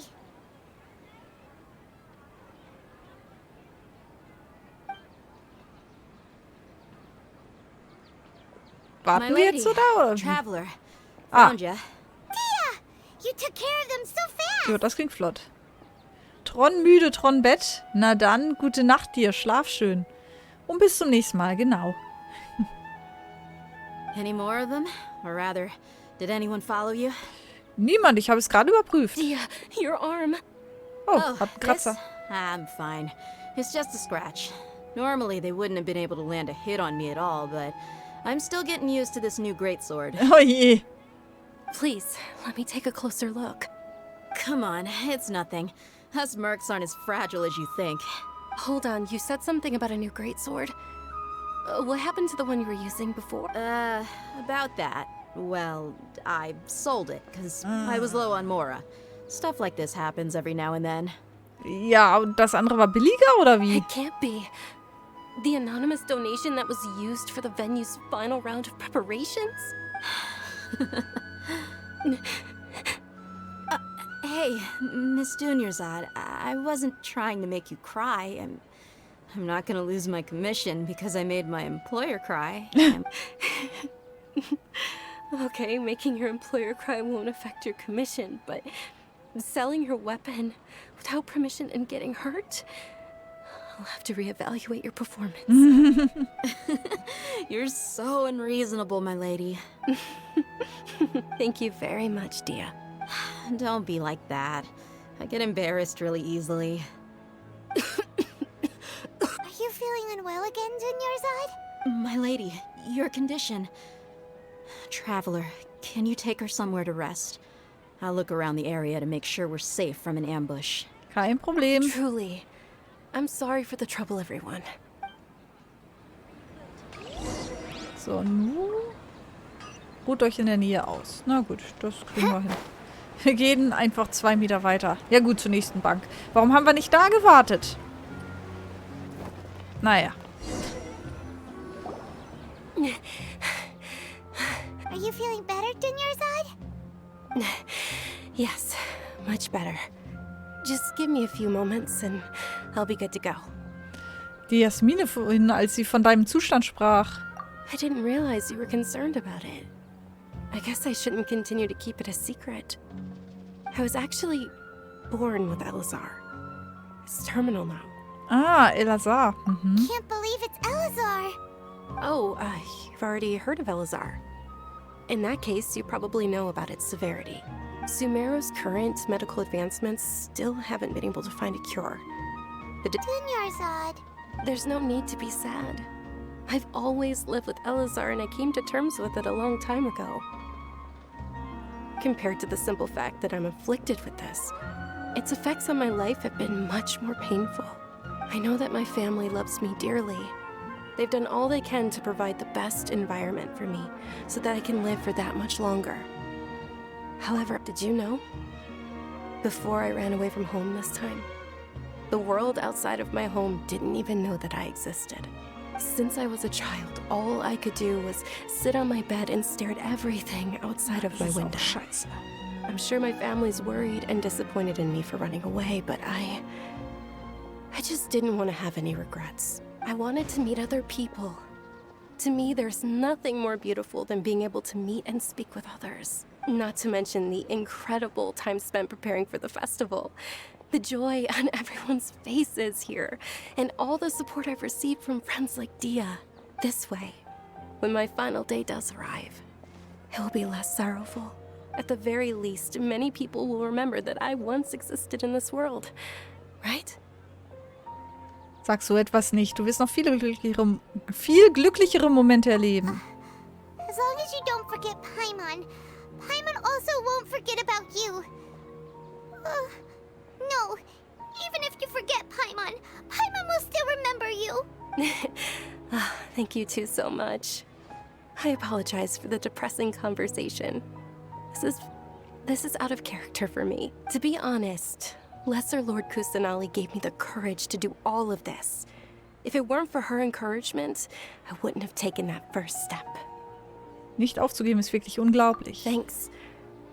There will always be frustrations in life, but I know that the point of living is not to leave behind any regrets. Genau. Oh, right. Isn't it almost time? Huh? Almost time for what? Isn't the dance of Sabzeruz about to begin? It's the part of the festival that I've been looking forward to the most. Nilu will recreate that legendary scene with her most splendid dancing.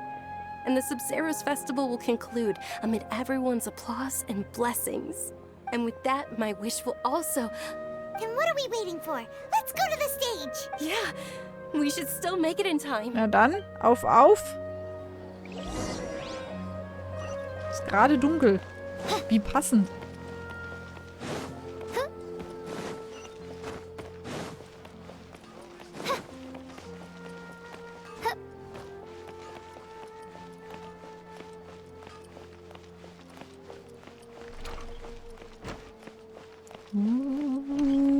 Spannung. Were you not aware that the law prohibits this type of performance from taking place without prior permission? Och Mann, seid doch nicht solche Spielverderber. Over there! Someone's yelling at Nilu! I think I just saw the Academia's Grand Sage. Why is he here in person? But the Dance of Sabzeruz is one of the key parts of the Sabzeruz Festival. If we can't perform it... The Sabzeruz Festival. The law also prohibits the private hosting of large-scale religious festivals. Only the Academia can host such an event.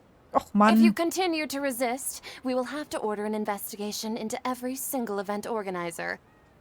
The Grand Sage has already granted you much leniency.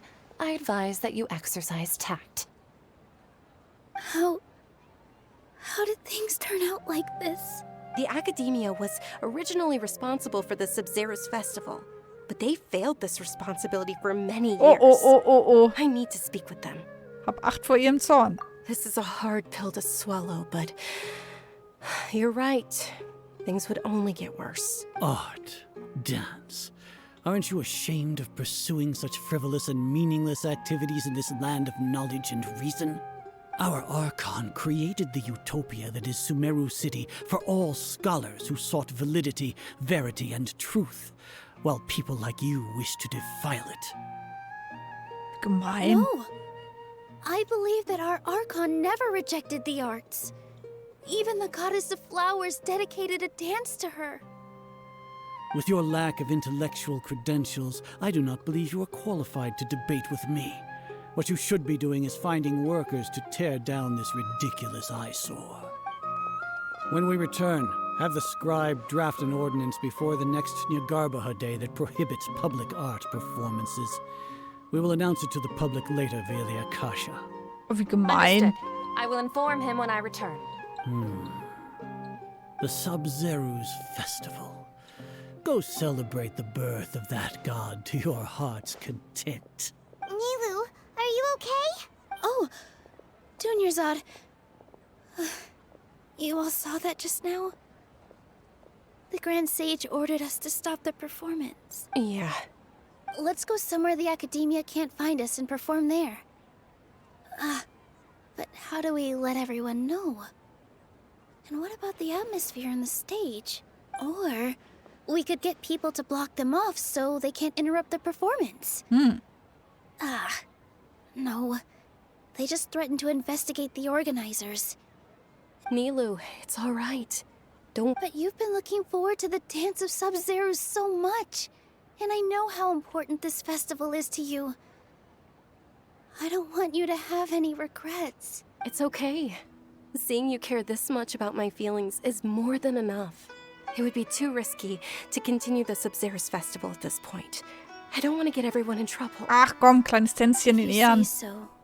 But you can sneak out for the next Sabzeruz festival, right? We'll make sure the next one is a smashing success. The next one. Yes. Okay, it's a promise. It will be a smashing success. I can't believe this is how things turned out. Those heartless geezers. Wollen wir noch etwas überlegen? It really is okay. There's nothing we can do about it. Still, I'd be lying if I said I had no regrets. I would have loved to see Nilu's dance. Oh. Ich habe mich gerade auf eine schöne Zwischensequenz gefreut. A lot happened today. It's a shame the festival ended the way it did. Nilu and Dunyarzad promised to make the next Sabzeruz festival a success. But Dunyarzad is running out of time. Vielleicht ist es ein nicht wieder gut zu machendes Bedauern. Yeah.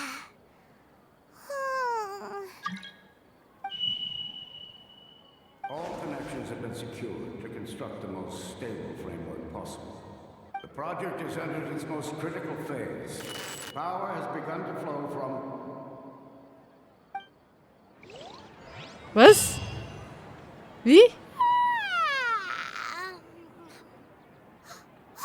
We're gonna be late! It's all because you wouldn't get out of bed! Was? Ich? We should go meet Dunyarzad right away!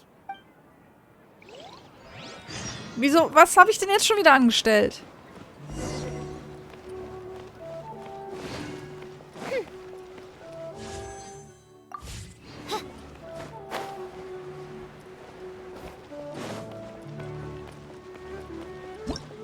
Wie viel Belohnung gibt es denn hier? Good morning, Dunyarzad. Sorry we're late. Not at all. I arrived early. You seem kinda tired. Did you not get enough sleep? I'm doing well. There's no need to worry. Shall we go? Let's start with the stalls over there. Ui, ui. Sure. Traveler? Why are you just standing there? Let's get going.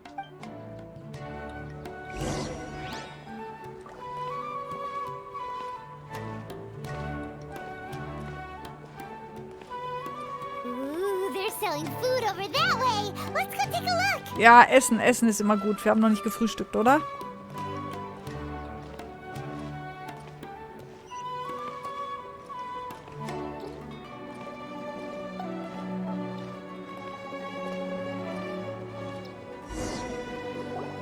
This is a stall offering foods from the Haft Mewa feast. You are quite well informed, miss.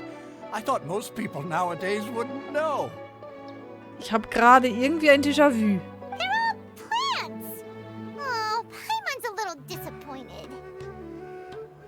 Actually, what is the Haft-Mewa feast you mentioned just now? Moment, was geht denn jetzt? It's one of the Sabzeruz Festival's traditions. People used to set their tables with 7 different foods to symbolize the 7 virtues of the Dendroarchon. Moment, seit gerade habe ich irgendwie ein vertrautes Gefühl. Appear to be in the form of the moon. Wieso, Really? was? Paimon thought it looked like some kind of food. The moon signifies... It's escaping me for now. Wait a moment. Is he really looking it up in a book? Oh, right. Das hatten wir doch alles It schon. means illusions and lies. But if you trust your intuition and overcome your fears, the sun will surely rise. Diesen Satz habe ich doch schon einmal gehört. Ist das ein Déjà-vu? Understood. Fehler in der Matrix. Oh, it's nothing. I'm just learning as I go. Guess that was still pretty interesting. Okay, on to the next stall. So, where to next?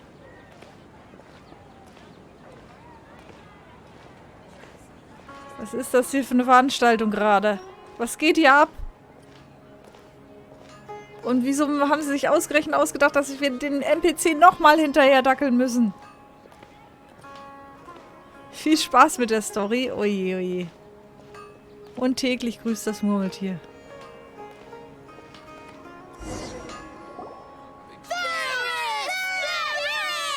All right, soldiers. Now that you have your Yalda candies, don't forget your loyalty to Lesser Lord Kusanali. Dismissed. Yes, Knight Varys! What's going on? Is this a play? Ferris, the Knight of Flowers, is another Sabzeruz Festival icon and one immensely popular with children. Da können wir die richtigen Bonbons It's all thanks to auswählen. Miss Dunyarzad's sponsorship that the children can meet the Knight of Flowers. Oh, do you want some Yalda candies? I happen to have some boxes readied here. What's to pick? Don't these boxes all look the same? It's not that simple. Each box contains a random flavor. It's up to the luck of the draw. Flavors include lavender melon, hara fruit, sunsetia. Ooh, how interesting. And there's also lizard tail and oni kabuto. Ugh, why do those flavors even exist? Traveler, help Paimon pick one. Paimon wants to eat the sunsetia flavor. Wollte sie nicht das letzte Mal einen anderen Geschmack? Great!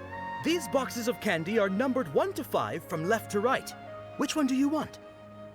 Nummer 4? Ich nehme Nummer 4. Ah, excellently chosen. Ah, Number war doch 4 Dämmerfrucht. is indeed Okay. sunsetia. Paimon bet you had incredible luck, and Paimon was right. Das war anscheinend gar kein Glück.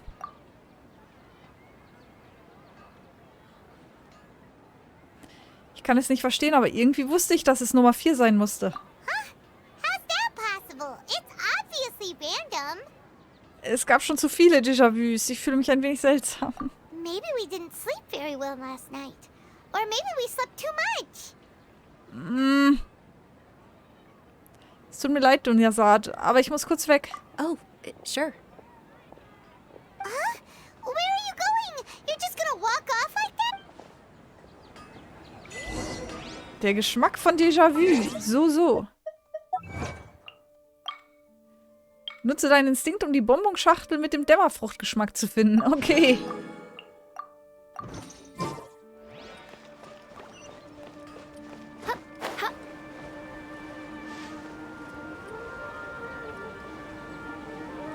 Okay, jetzt gehen wir in die Taverne.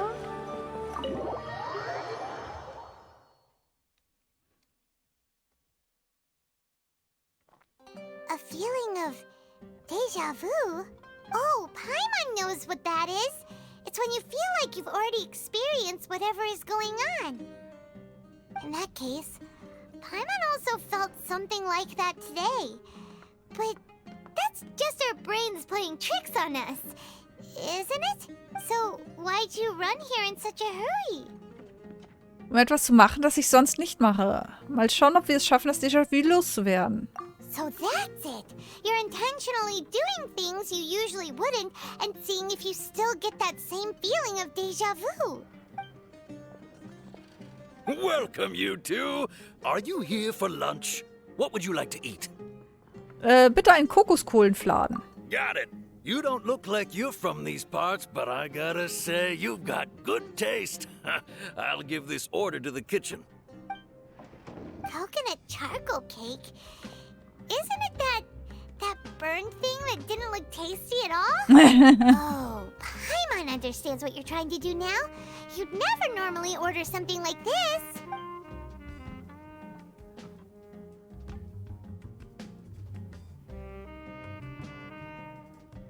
That thing? Are you really gonna eat it? Isn't this going a bit too far? Wohl bekommt's.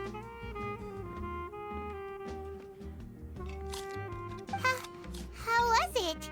The look on your face is telling Paimon that it tasted awful. Nee, es schmeckt eigentlich ziemlich gut. Then, you mean...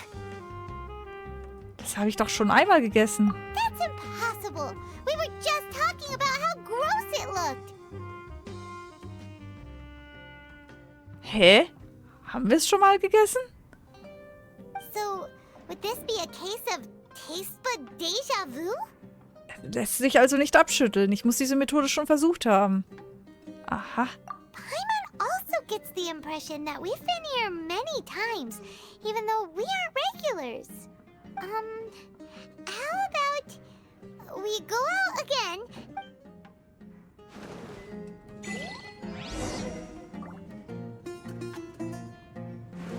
Mhm.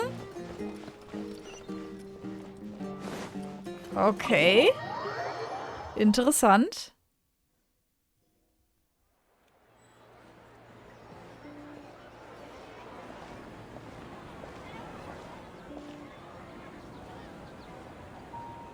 Hey, Dinyarzad is sitting by herself on that bench over there. Mhm.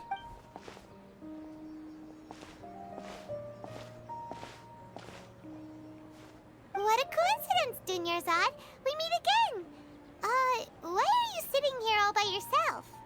Oh, I ran into some kidnappers just now, but thankfully Dia came to my rescue. I started to feel unwell after that, so I sat down here. Kidnappers? Oh my goodness, are you hurt? I'm okay. Dia's arm got scratched, but it isn't serious. Okay, das hatten wir auch schon. That's a big relief. But, Dunyarzad, you seem a little down today. It's the Sabzeruz Festival, and you've been looking forward to it so much. Not at all. I've always been like this. Excessive physical exertion or strong emotions tend to aggravate my illness. Aha, also war sie jetzt nicht dabei, dass es abgesagt wurde. Besides, no matter how amazing today may be, it is but a single day. After however many more days, my time will come to an end. Paimon doesn't quite follow you, and Paimon feels like something's really got you down right now. Es tut mir wirklich leid, vorhin auf einmal davon gelaufen zu sein. It really is fine. I don't mind. Hast du nichts Ungewöhnliches bemerkt? Huh? Did something happen? Dunyarzad, have you ever felt déjà vu? You know, like when you've already experienced something that's happening right now? Deja vu? No. But my days have been the same for years now. Even if I were feeling deja vu, I suppose I would already be used to it. Oh, Paimon sees. Then, is it only the two of us? It's almost time. Huh? Time for what? Nilu's Dance of Sabzeruz is about to begin. Let's go. Ah, okay. Jetzt gibt's aber Ärger wieder. Vermutlich.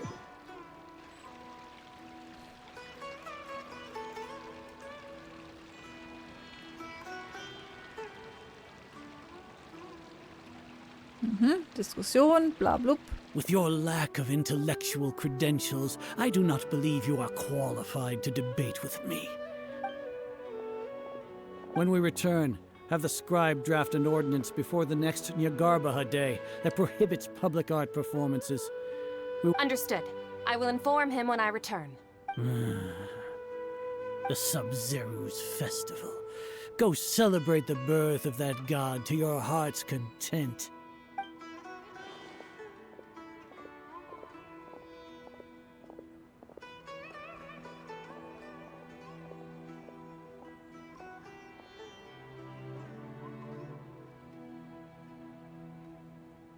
Nilu, are you okay? Oh, Dunyarzad. The Grand Sage ordered us to stop the performance. It's okay. There's nothing we can do about it. But you've been really looking forward to this. I don't want you to have any regrets. It truly is unfortunate, but Da war I jetzt don't aber die want to cause trouble for Reihenfolge anyone. anders herum. Didn't the Grand Sage say that he might investigate the organizers? True, but... well, okay. I'll just have to try again next year. The next festival. I probably won't be around by then. Wait, what did you just say? No, nothing. I'll be heading back to rest. Paimon can't believe what those heartless geezers did! Ich weiß nicht warum, aber ich bin gar nicht überrascht. Did Dunyarzad already go back? We should also return and get some sleep.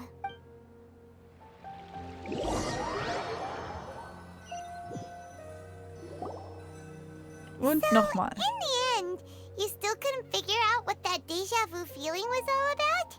Maybe it really was because of exhaustion. Mein Kopf ist wirklich sehr schwer geworden. Ich habe noch nicht viel nachgedacht, aber mein Kopf ist schon ganz erschöpft. Mein Kopf ist wirklich sehr schwer geworden. Same here. That's why Paimon stopped thinking about it halfway through. Du hörst schon am Morgen auf zu denken, meine Liebe. Then, how about we settle in and get a good night's sleep? For now, we can chalk things up to exhaustion. We can do more thinking tomorrow. Das ist aber kein Murmeltier da oben. Observing a modest drop in the output of Jnana energy, but values still remain within normal parameters. Continue to monitor for variances in the data and find the cause as soon as possible. In welchem Experiment sind wir hier verwickelt? Was ist geschehen? Why does Paimon feel so tired after so much sleep? Anyway, we should go meet Dunyarzad right away.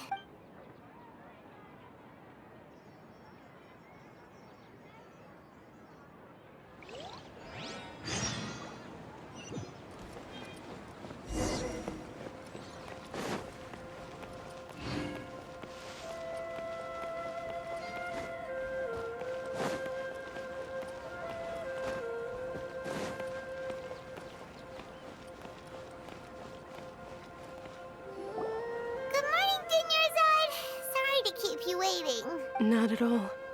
I arrived early. Huh? Paimon thinks you sound kinda tired. Did you not get enough sleep? I'm doing well. There's no need to worry. Shall we go? Let's start with the stalls over there. Ja, die klingt sehr fertig. Let's get going. Traveler? Das alles wirkt so vertraut. Ein starkes Déjà-vu.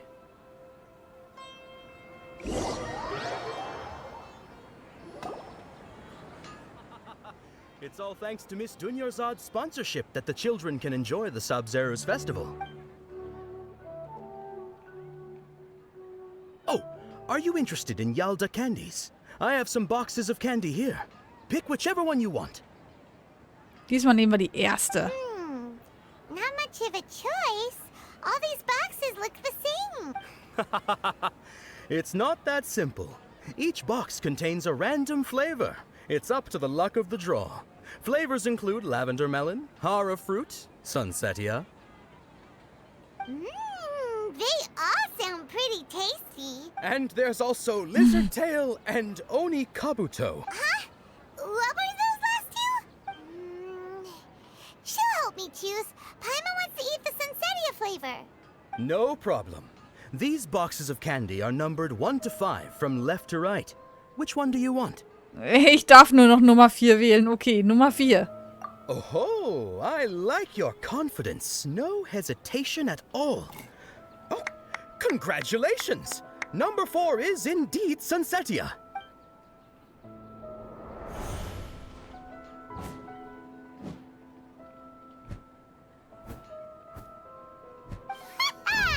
Paimon knew she always had incredible luck.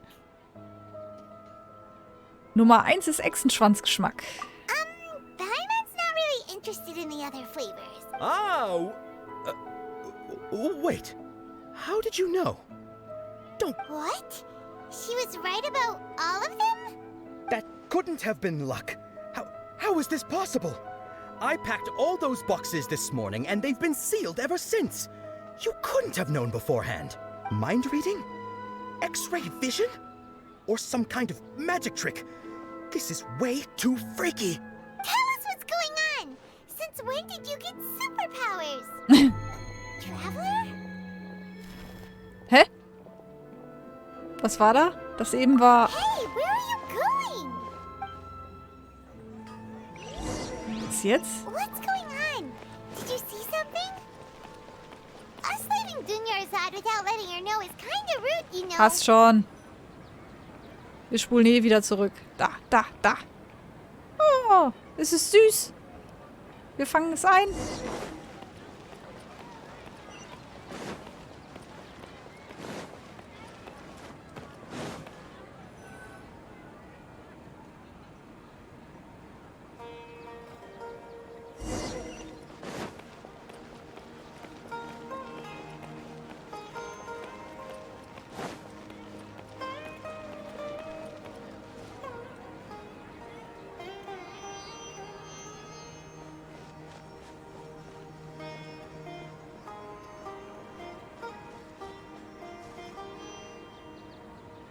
What are you looking for? Why did we come here?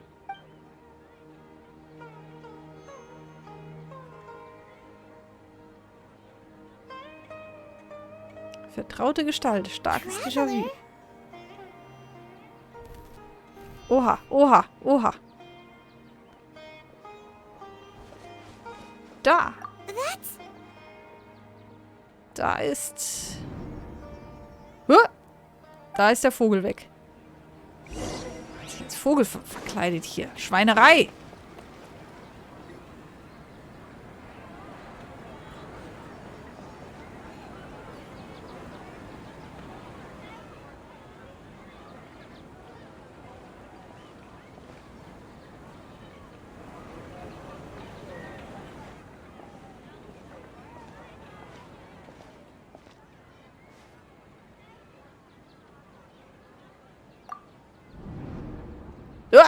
Was? Look, isn't that Dunyarzad? Was? Aber sie war doch eben noch bei uns. What's happening here? Why are there 2 Dunyarzads? You already know that this isn't your first Sabzeruz festival, don't you? Wachsam. I'm sure you already know how to use this. A knowledge capsule? Where did you get it? What's inside? You should use it too, Paimon. You know Paimon? Aktivieren wir sie gemeinsam, Paimon. Well, this seems kinda sketchy, but Paimon feels like this is what we should do.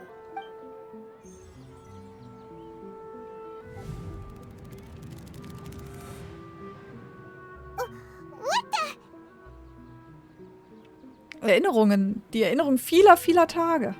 This is our 20th time at the Sabzeruz Festival? Huh? No. The 30th? 40th? Just how many times have we been to the Sabzeruz Festival? Have we been trapped in a single day? If it weren't for you, we wouldn't have even realized. What the heck was inside that knowledge capsule? Your memories are still scrambled? Try your best to remember. This isn't the first time we've met, and I answered that question a long time ago.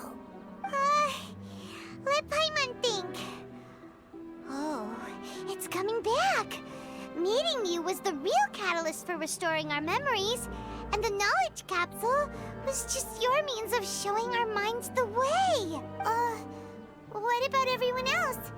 Why are you only helping the two of us? Your sense of deja vu is stronger than everyone else's, yes? As for an explanation, you two received the blessing of Dendro, and you also have special, sensitive constitutions.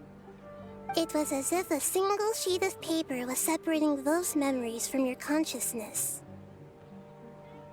Was ist mit Dunriasat da drüben? A familiar question. I think this is the 7th time you asked that.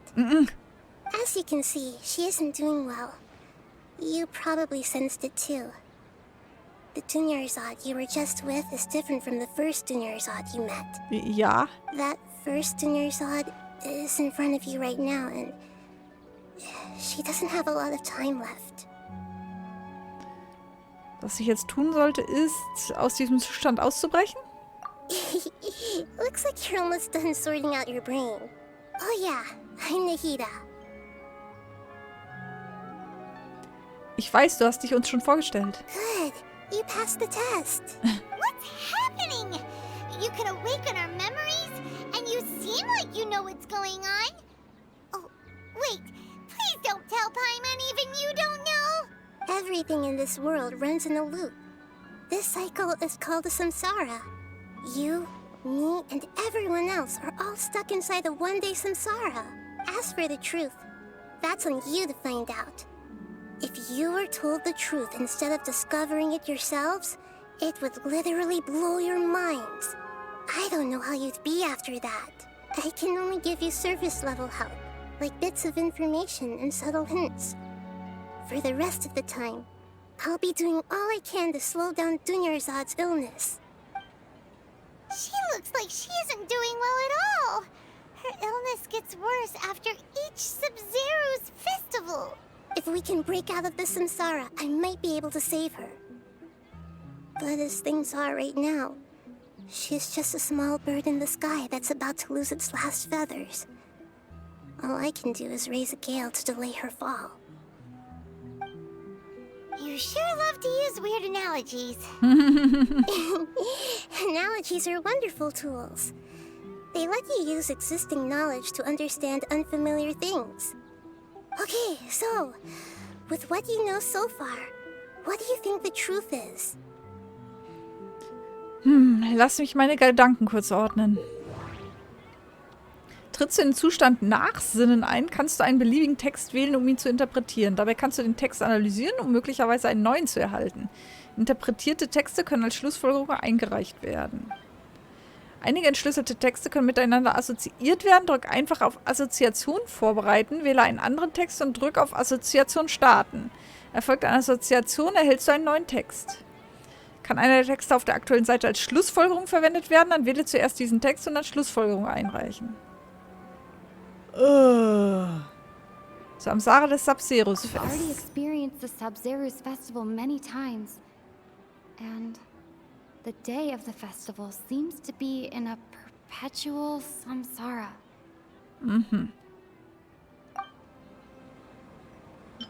Grand Sage said, go celebrate the birth of that god to your heart's content. Stimmt, das war ein ziemlich komischer Satz. Der hat mich auch gewundert. Weil er wollte es ja eigentlich unterbrechen und dann sagt er ja, jetzt feiert mal schön. Grand Sage said, go... The moon, illusions, and lies. What do they all mean? What's happening right now seems to have happened before. This feeling has been getting stronger and stronger. So, warum ist das andere jetzt hier gelb? Ist das Zufall? My mind feels exhausted, even though I haven't done too much thinking. What is going on? So, das können wir doch jetzt... That doesn't sound right. I need to carefully think things through. Assoziation vorbereiten. So. Assoziation starten. So, das passt doch zusammen. Also haben wir eine Zeitschleife. That should be it. The flow of time is endlessly cycling within one single day. Mhm. Ungewöhnliche geistige Erschöpfung mit der Zeitschleife vielleicht? That doesn't sound...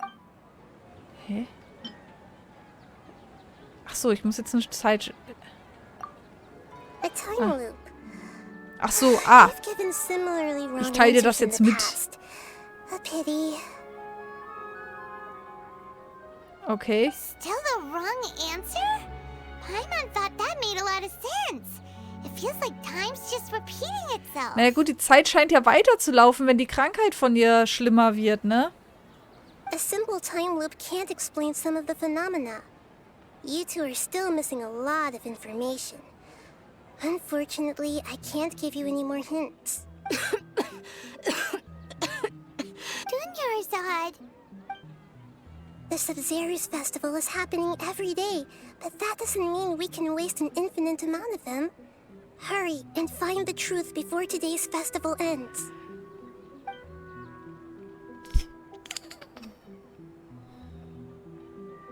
Okay. Let's think about our current situation. To save Dunyarzad, we have to escape the samsara of the Sabzeruz Festival. And to do that, we need to figure out what's happening. The Nahida rejected the idea of a time loop, so we must have missed something. Paimon's memories say that we've already done this many times, but let's go talk to people again. It's more productive than sitting here and scratching our heads. Aber wenn es keine Zeitschleife ist, was? Why don't we start with those stall owners? Ich meine, die Zeit scheint sich ja auch für die anderen, für die Bazar-Leute zu wiederholen. Also, wie will man es denn hinkriegen? Ah, vielleicht mit diesem Akasha-Ding. Dass die... Ich meine, der eine war ja auch schon irgendwie brain gehackt. Dass der einfach alle jeden Tag hier neu loopen lässt. Weil sie wird ja kränker auf jeden Fall. Also die Zeit läuft für die Leute irgendwie. Aber sie merken es nicht. Hey, it's Machen you einfach guys jeden again. Tag dasselbe. Where's your cultured friend? She's feeling a little unwell. I see. Did you come back to buy something? I guarantee the freshness of my products. I harvested them from the forest just yesterday. Hattest du in letzter Zeit ein seltsames Gefühl? Huh? What brought this about? I hurried back from the forest yesterday, and I'm selling produce here today. To put it another way, if you really think about it, was yesterday truly yesterday? Also die werden alle manipuliert, um immer jeden Tag dasselbe zu machen, schätze ich mal. Und dann macht auch der Spruch von dem einen Typen Sinn, wenn die das über dieses Akasha-Ding machen. What Über kind of diese... philosophical nonsense is this? Are you two daydreaming? Didn't you know that no one dreams in Sumeru? Go somewhere else if you want to find someone to daydream with. He actually has a point. Is this a dream? Is everyone dreaming? Mhm. Er hat auch gesagt, dass die Menschen von Sumeru nie träumen. True. It's so weird that people here don't dream. Why is that? Anyway, if this all really were just a dream, we would have woken up a long time ago. Let's keep asking around.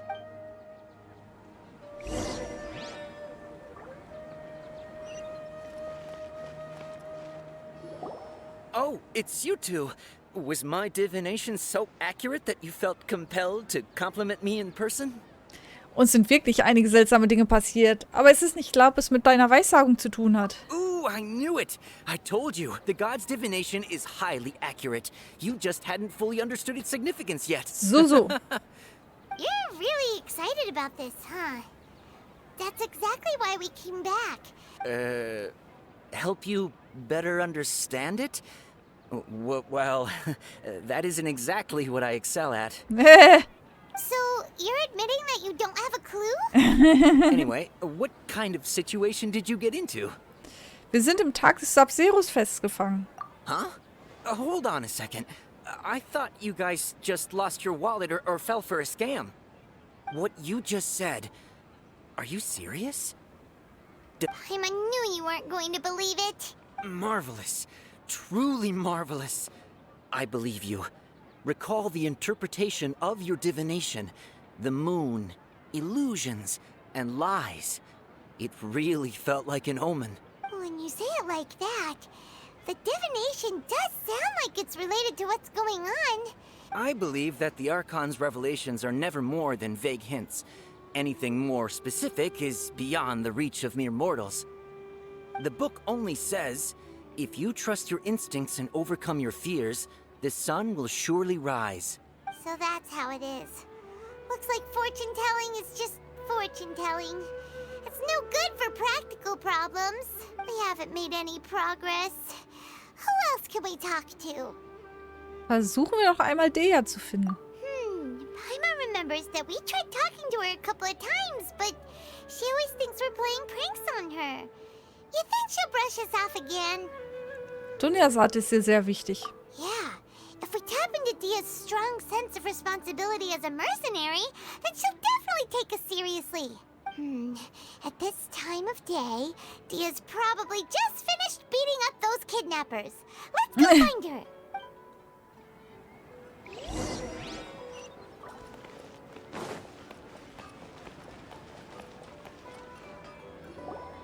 I'm fine, my lady. It's just a scratch. Perfect timing. Both of you are here. Paimon, Traveler, you came at just the right time. Listen, there was a dangerous Eine Bande Entführer hat dich gerade aus dem Hinterhalt angegriffen. Huh? You saw? Then why didn't you jump in earlier? If someone was protecting Miss Dunyarzad, I could have went all out. Anyway, can you do something for me? You want the Traveler to take Dunyarzad somewhere to rest up while you check to see if there's still any kidnappers around. How did you know what I was going to say? We need to say something convincing. Deas Großschwert. Dia sold her greatsword to raise additional funds. And then she was injured because she wasn't used to her new weapon. Tell her, Traveler! Du hast dich verletzt, weil du dein neues Großschwert nicht gut führen konntest. Dein altes Großschwert hast du verkauft, um das Fest zu unterstützen. I didn't tell anyone about that. Including Miss Dunyarzad. You couldn't have known. And just now, you literally took the words right out of my mouth. What's going on? All right, so this is the situation. It's kinda hard to believe what you just told me. First, let me make something clear. Most of us desert dwellers might not be the scholarly type, but we do have basic common sense. Hast du in letzter Zeit keine Veränderung an Dunyarzad bemerkt? She's quieter than usual. Uninterested in anything and really gloomy. Yeah, she isn't the same as before, but her parents said that this is how she was like at first. Huh? At first? I don't quite understand what you're all talking about. I'll go rest on the bench over there.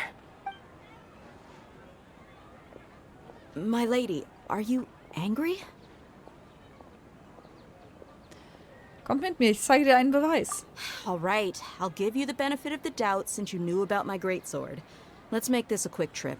Miss Dunyarzad isn't completely safe here.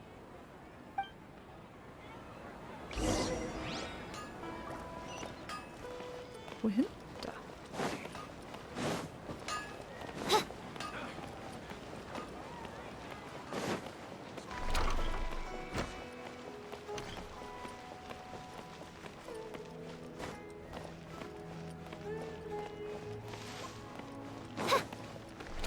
Aber wieso sollten die ganze Zeit looten lassen? Ja gut, für ein Experiment oder so. Weil wir hören ja immer im Schlaf irgendwelche Leute reden.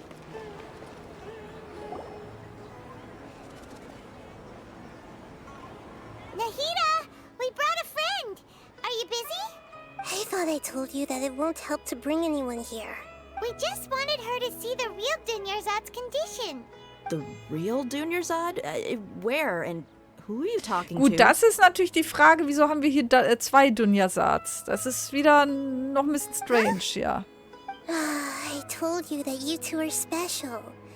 Other people can't see me or Miss Dunyarzad here. Ah, okay. Das ergibt Sinn. Oder auch nicht. I don't know.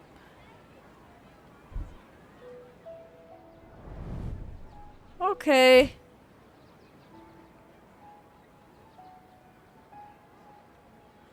Hold on.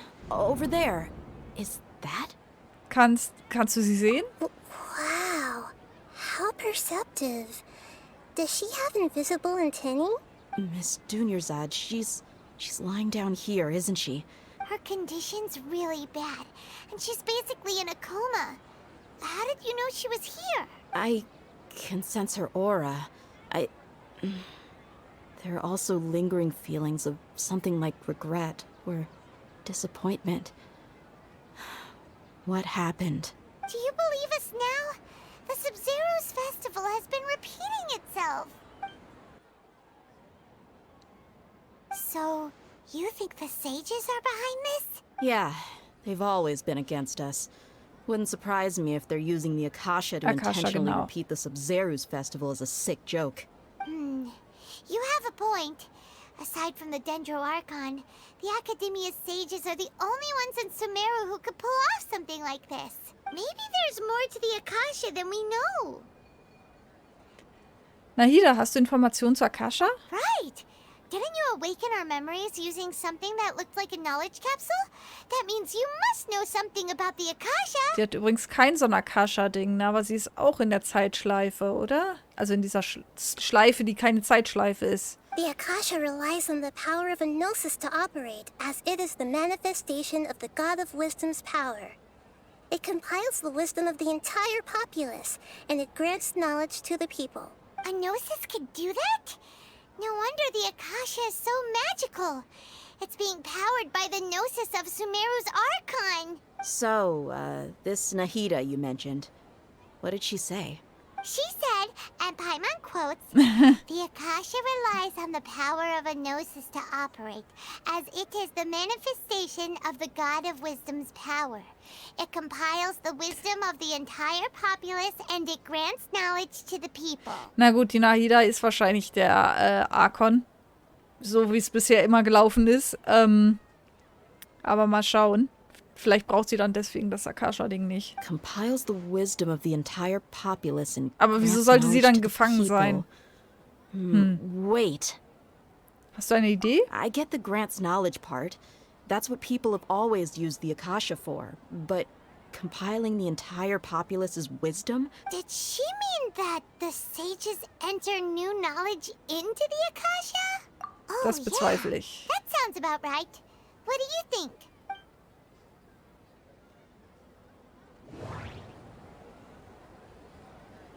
Information von Akasha. Nahida said, the Akasha relies on the power of a gnosis to operate, as it is the manifestation of the God of Wisdom's power.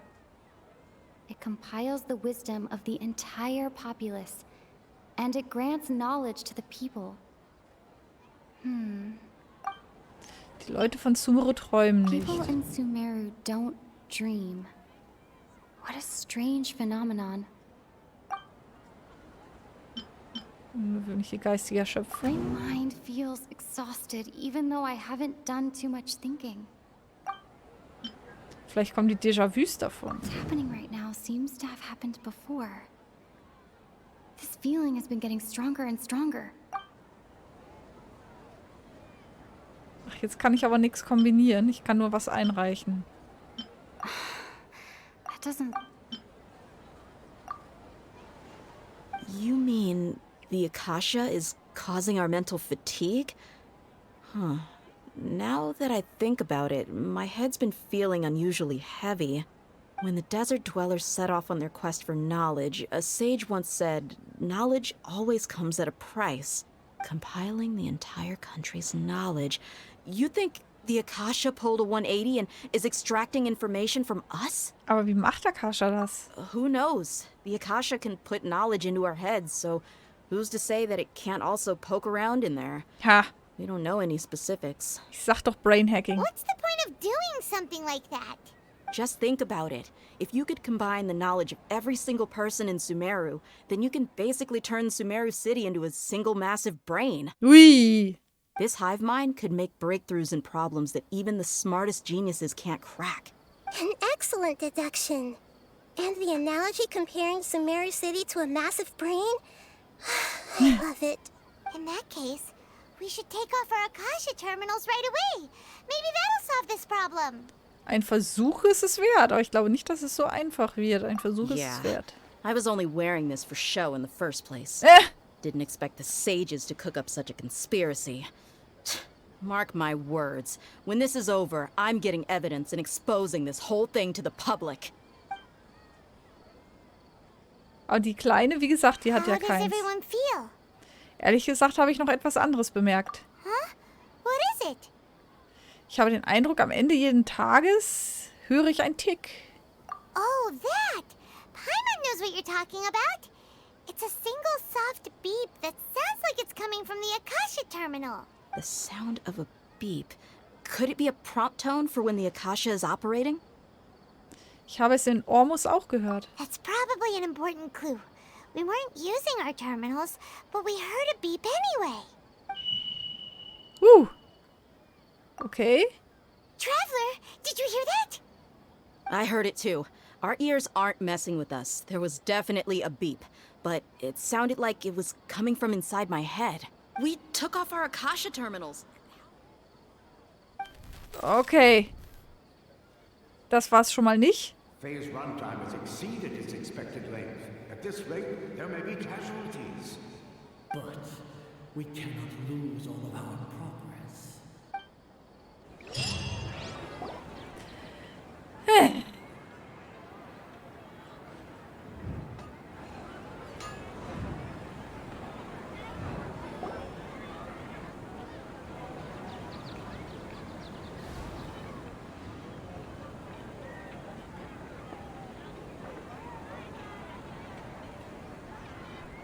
Paimon remembers everything.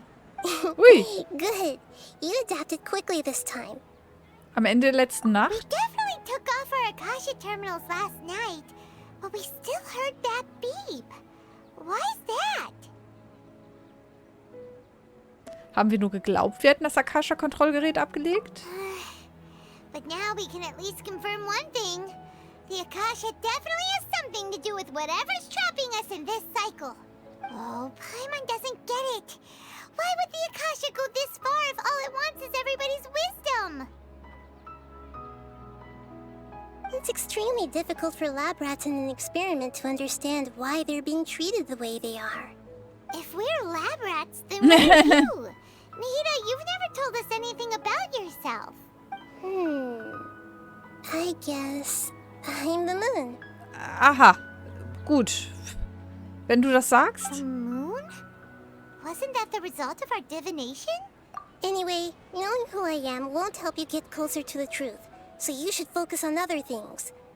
Don't get distracted and miss any clues. Okay then. Dia helped us a lot yesterday, so let's go find her. If Paimon's reading the time correctly, those kidnappers should be showing up soon. Tick-Tack, Tick-Tack, Tick-Tack.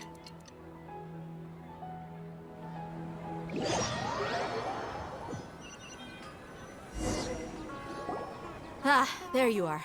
I've already taken care of those kidnappers. My lady, did you get hurt? Warte kurz, irgendwas stimmt hier nicht. Dia?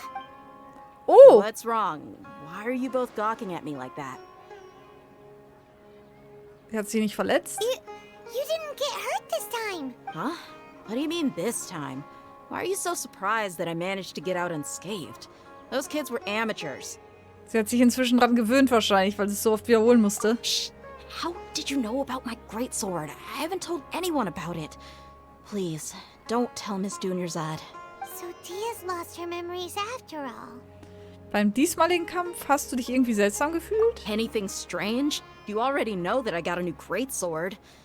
If I had to say something, it's weird how such a new weapon could feel so familiar. It's as if I've already used it to fight a countless number of battles. You're saying that although you don't remember using it, your body feels like it does? That's right. Both mercenaries and warriors heavily rely on muscle memory. Only knowing the theory of battle won't get you anywhere. Traveler, what do you think?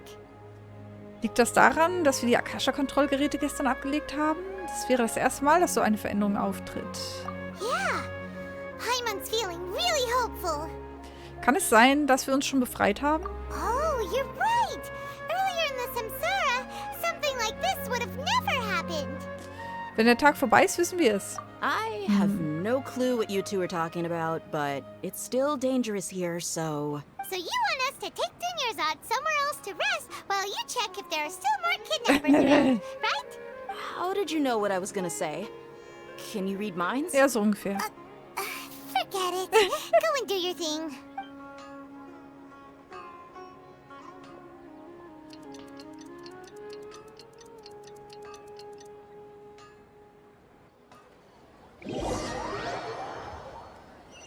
Aber wenn die, mit denen sie gestritten haben, auch was wüssten, warum sollen die denn immer wieder lupen und diesen Streit vom Zaun brechen?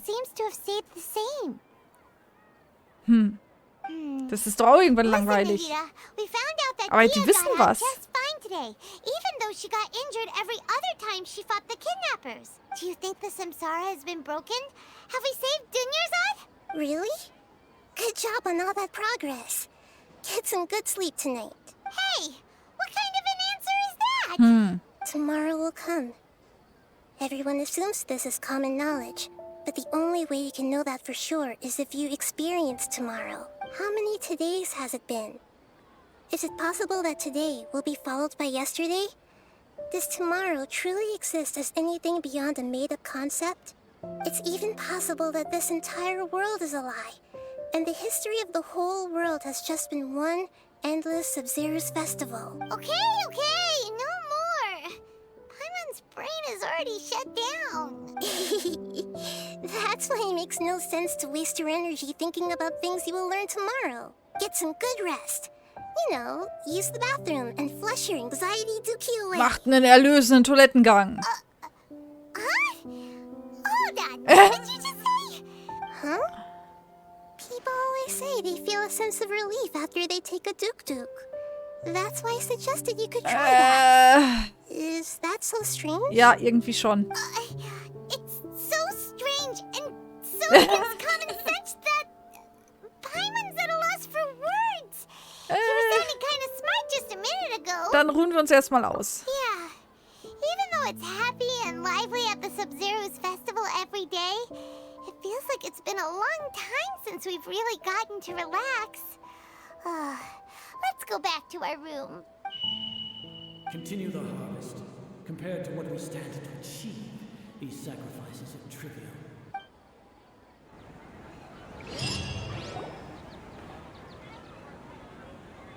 We're still in the same day.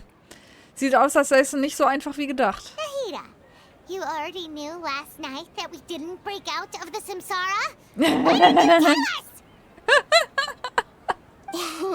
Would there have been a point?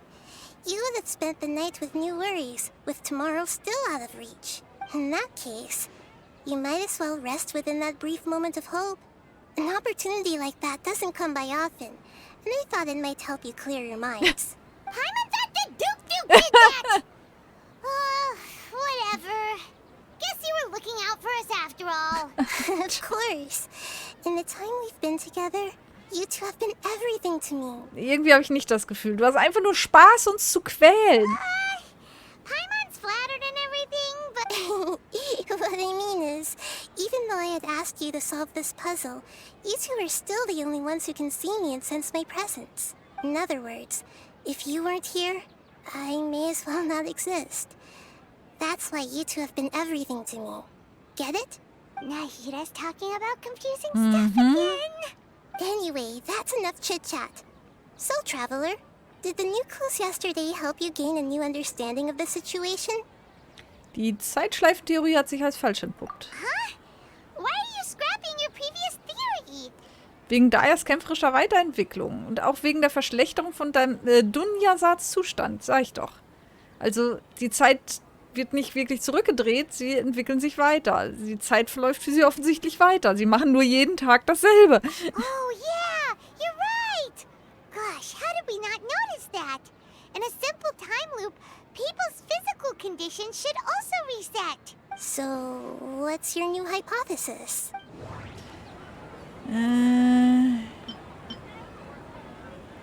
Körpergedächtnis. Mercenaries rely heavily on muscle memory.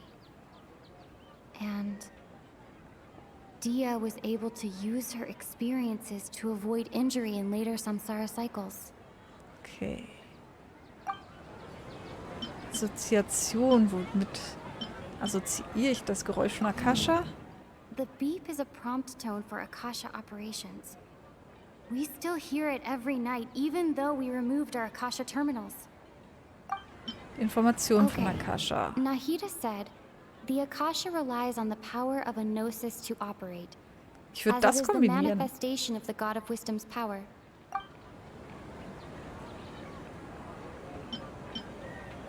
Assoziation vorbereiten.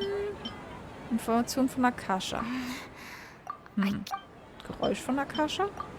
Okay. Erinnerungen täglich löschen. If all our memories of a day are erased at the end of that day, then we would unwittingly relive that same day again and again. Okay. Aber selbst wenn Akasha abgelegt wird, die Zeit läuft nicht in einer Schleife und unsere Erinnerung wird jeden Tag gelöscht. Oh, then the beep we hear every night could just be indicating the deletion of our memories. That's why when we wake up, everyone thinks the Sabzeruz Festival hasn't happened yet.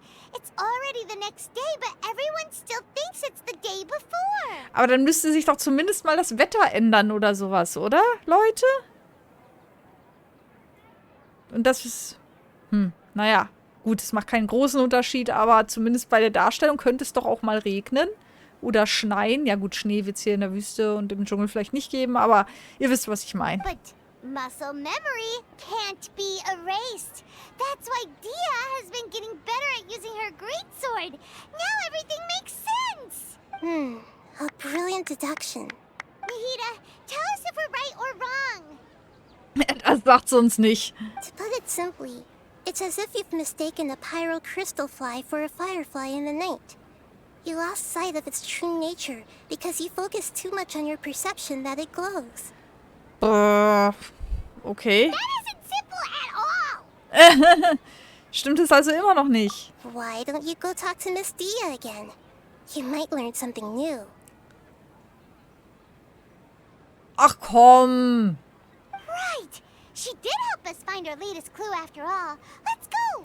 Wie gesagt, also diese Weisen, die zanken sich ja, die wissen ja anscheinend was, zanken sich aber trotzdem jeden Tag mit den Leuten. Wahrscheinlich sind die auch gefangen. Die armen Schweine. Dumm gelaufen. Ach komm, ich finde das gut. Ich finde, wir haben es schon rausgefunden.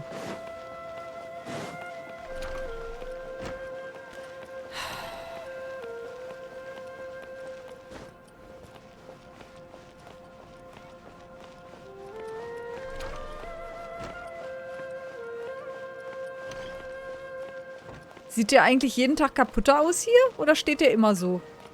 Ups, Entschuldigung.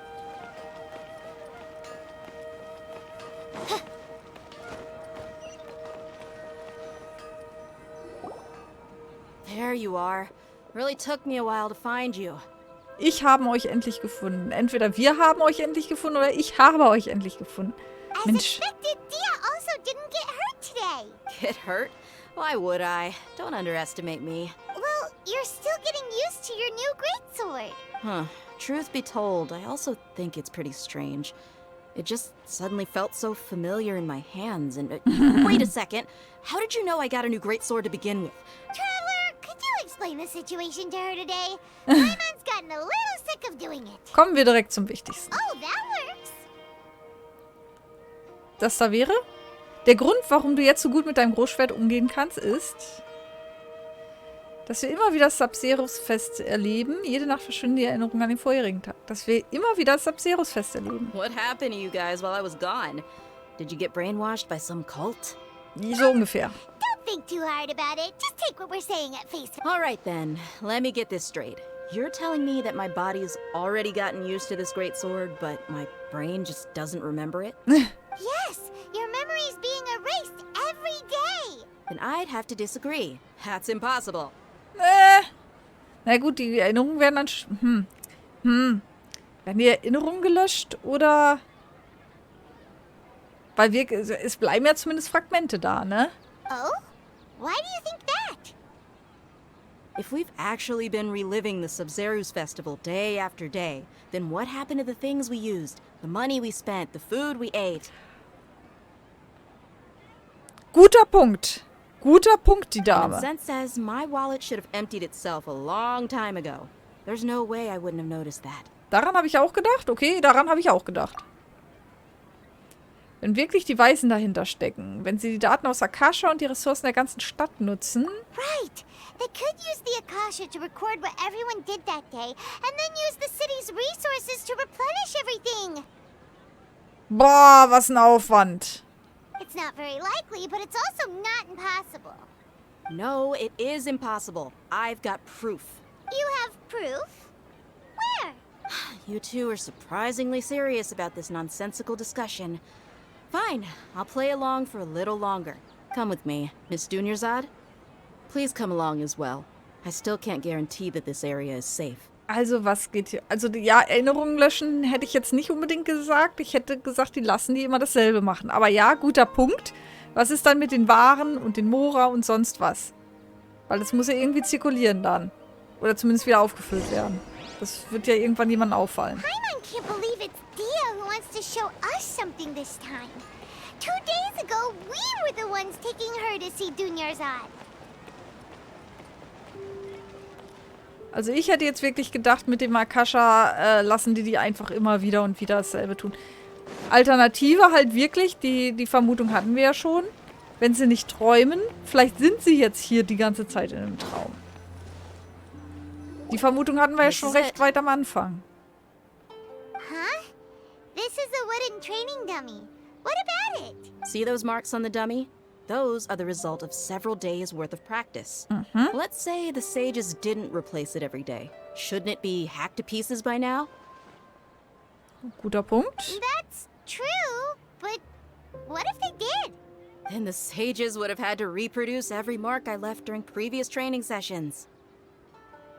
I'm a professional fighter. My martial school has always emphasized the importance of refined control. The force, angle, and entry point of each strike is calculated and deliberate. That's why I remember every mark on the dummy. It's just as they say. Each swordsman has their own unique style, and even the same swordsman can't make the same cut twice. It would be impossible to copy these marks. Is it really impossible? What if they use some fancy machine to carve every single mark? Okay, jetzt geht's ein bisschen weit. Nee, also dann bleibt ja eigentlich nur noch das mit dem Traum. People often say that a camera's photo can never replace an artist's painting because the former has no spirit to it. The same thing applies here. At a mere glance, I can differentiate carved marks from the results of combat training. Nachvollziehbar, dann können wir diese Möglichkeit wohl ausschließen. Hope that cleared things up for you. Hey, is this that new brain exercise game that's been super popular with the scholars lately? It's surprisingly fun. Nee, anyway, nicht wirklich. It's getting late. I should escort Miss Dunyarzad to Nilu's stage. See you later. Also dann bleibt ja eigentlich nur noch die Traumtheorie. Back to square one. Is our memory deletion theory also wrong? But at least we've reached some other conclusions in the meantime. Wir befinden uns keineswegs in einer Zeitschleife, wir befinden uns nicht in der Realität. Yep, that's true. So, can we think of any new ideas right now? Mal überlegen. Irgendwas kommt mir auf einmal faul vor. Strange? Paimon feels like everything's been strange lately. Warum haben wir nie darüber nachgedacht, die Stadt zu verlassen? Huh? Leaving the city? You're right! It's really strange how we never thought of such a simple solution! Many things should become clear if we can confirm the flow of time outside of the city. Paimon can't believe it. Did we miss this because we're tunnel visioning too hard on our other theories? Or because we're just too tired? Wirklich merkwürdig. Das hätte uns wirklich früher einfallen können. How about we go back and ask Nahida? Maybe we've forgotten something about leaving the city.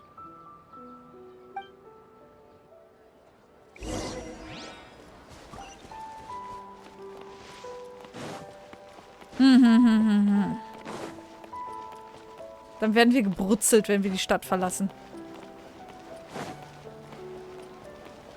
Warum fragen wir sie jetzt erst und legen nicht einfach los? You're back early today. Did you find something new? Sort of. We're mostly sure now that we're not in a time loop. And we also aren't in the real world. Was wäre... At the same time, we have a new question. Haben wir wirklich noch nie versucht, die Stadt zu verlassen? Leaving the city. As far as I remember, you've mentioned your plans to do that twice before. Okay. We did? But we don't remember anything. What happened after we talked about those plans? What did we say when we got back? Let me think. I don't think you ever actually told me what the outcome was. Oh, it's probably more accurate to say that both times you never came back the whole night. Aber sie hat ständig alle Erinnerungen. Sie bleibt ständig da, um sich um Daya zu kümmern. Wir haben von ihr ein Duplikat darum liegen. Die beiden sind nicht sichtbar eigentlich in dieser Welt. But you two sometimes stay out the entire night anyway, so at the time, I didn't think too much about it. It is true that sometimes we lose track of time during our investigations. Before we know it, it'll already be the next day. But still, neither of us remember anything about leaving town. Really? That's kinda strange. In theory, I should have already awakened all your memories. Vielleicht bringt gerade das den Durchbruch. Yep. Something here is definitely fishy. Let's get to the bottom of this tomorrow.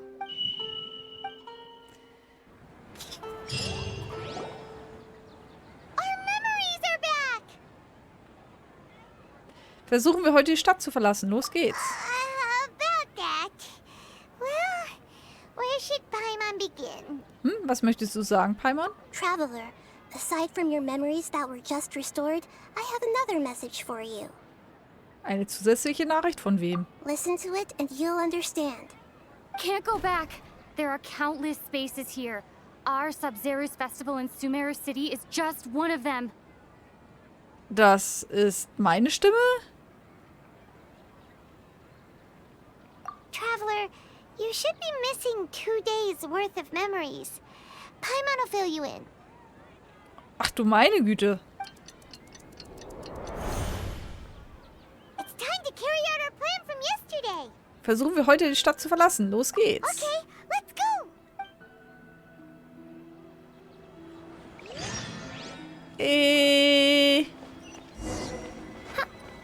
Okay, anscheinend waren wir nicht erfolgreich.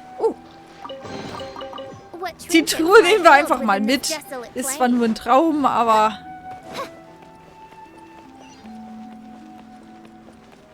Looten kann ich anscheinend immer noch. Why can't we leave the city?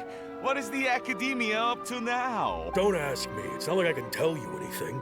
This is a direct order from the Grand Sage. Just wait until tomorrow. I have a real emergency. My goods have already arrived at Port Ormos. If I don't hurry, they'll be stolen. That's your problem. Make sure you make a request in advance next time. But it's not like you can just predict business matters in advance. It looks like the Academia already announced a lockdown for Sumeru City today. How completely unsurprising. Let's go and question them. Hello, sir. Why can't we leave the city today? Here we go again. Don't ask me. I don't know either. We just received an order that no one is allowed to enter or exit Sumeru today. They didn't tell us anything else. Anscheinend vertrauen die Leute der Akademie überhaupt nicht. Angering me won't get you anywhere. If I had that kind of insider info, I would have left this stupid post long ago. It looks like he really doesn't know. If we can't get anything out of him, let's take matters into our own hands. Why don't we climb over the walls? Those guards can't be everywhere at once. This is a good spot, and the guard hasn't noticed us at all. Let's hurry! Paimon, du bleibst hier. Huh?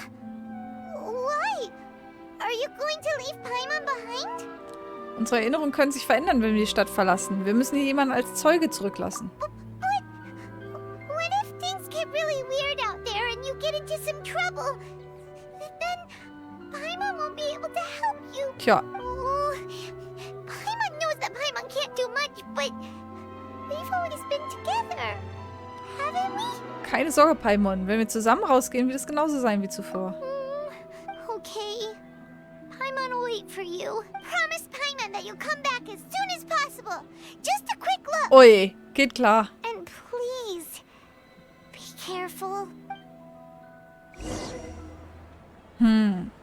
Okay. Memories. Versuchen wir heute die Stadt zu verlassen. Los geht's.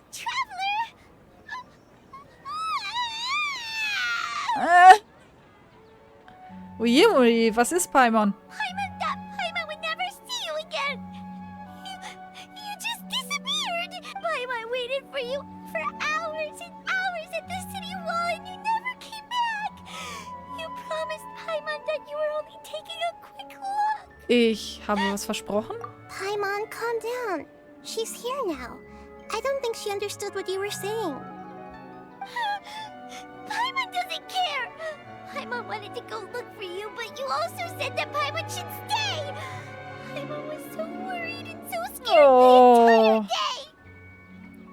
Obwohl ich nicht weiß, was ich getan habe, aber Entschuldigung, Paimon.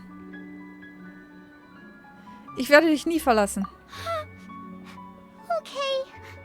Paimon will forgive you. The most important thing is that you didn't actually disappear.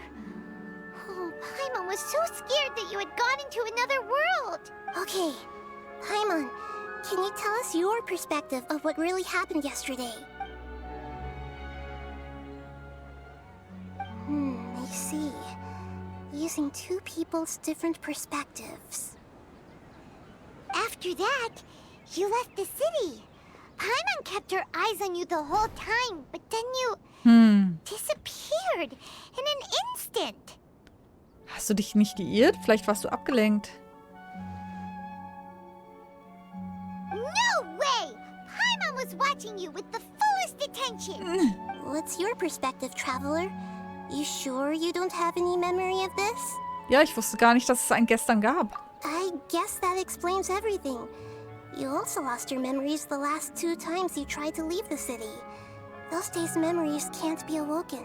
So, if we leave the city, our memories will be completely erased? Es ist nicht nur verboten, Sumeru zu betreten und zu verlassen, auch die Erinnerungen derjenigen, die die Stadt verlassen, werden gelöscht. It really sounds like something big outside of the city is being hidden on purpose. Du meine Güte. This way, we'll also never discover what's outside. Wenn die Erinnerungen gelöscht werden, könnte etwas anderes hinterlassen werden? Something like a message? But how can we send it back? Don't look at me like that. I'm not used to being stared at. Well, okay. You want something that can pass on messages, right? Give me some time and take care of Dunyarzad for me. Yep, now we're talking. Aber wie konnte sie das denn jetzt aufnehmen und die...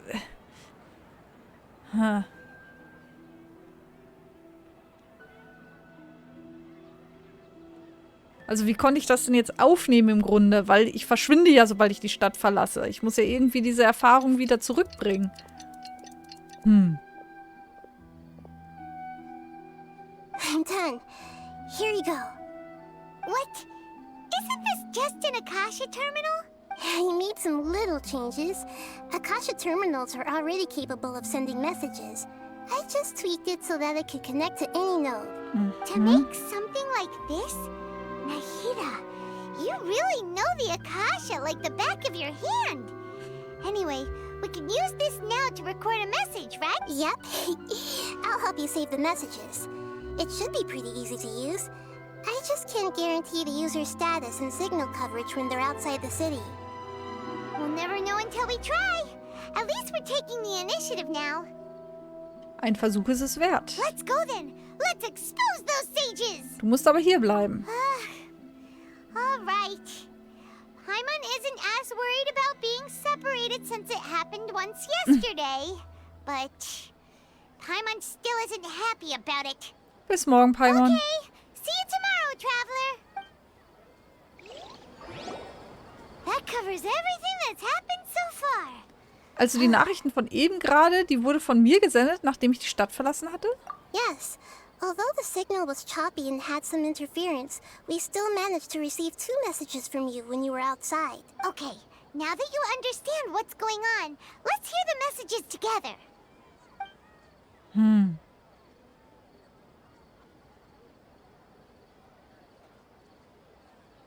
Can't go back. There are countless spaces here. Our Sabzeruz Festival in Sumeru City is just one of them. I've entered another space. Before me are flowing sandstone and howling fish. Impossible and surreal sights. All these spaces are empty, except for the occasional ones that contain mute puppets rather than people. I can't sense any human presence.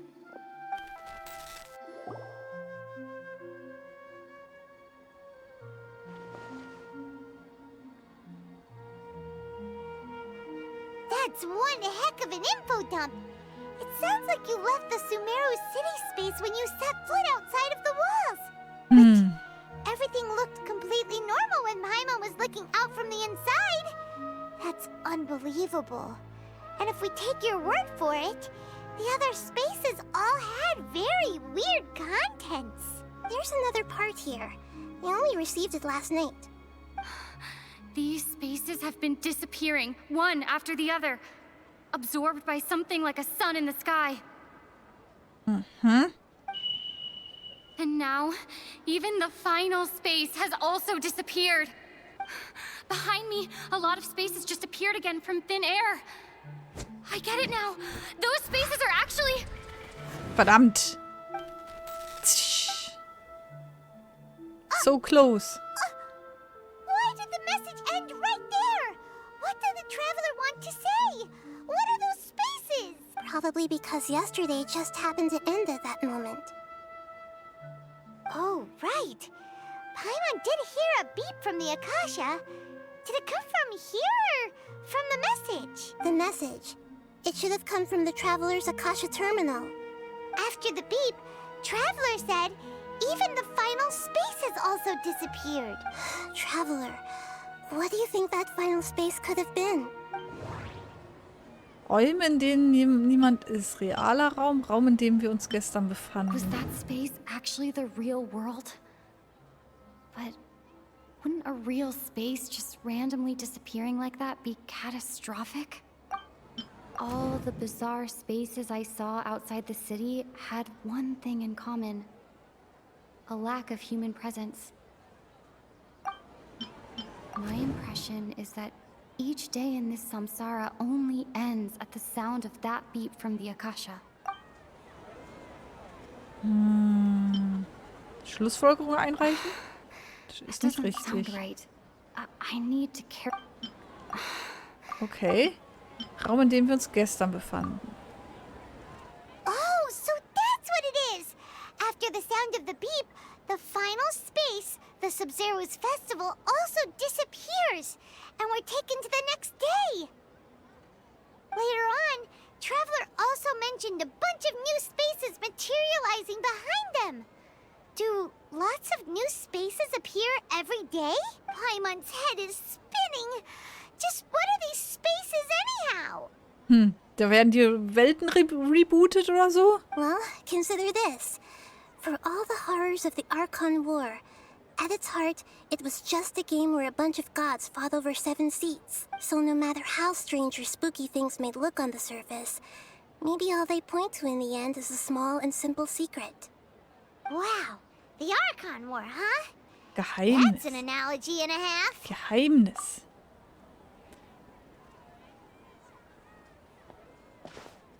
Gib mir einfach etwas Zeit. Ich muss meine Gedanken ordnen. Hey, where are you going? Mann, Mann, Mann. Die Quest geht aber eine Weile. Kann ich jetzt auch wirklich jetzt nicht mehr raus und was anderes machen? Doch, bestimmt, oder? So sehr schließt das Spiel hoffentlich nicht ein.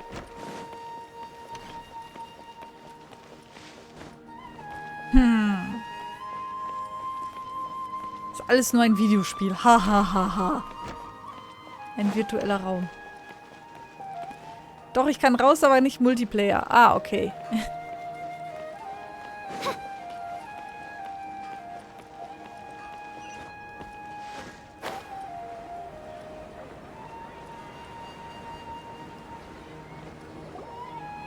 Do you want some alone time to think? Alright then, Paimon won't disturb you. Bist aber fast durch, na Gott sei Dank.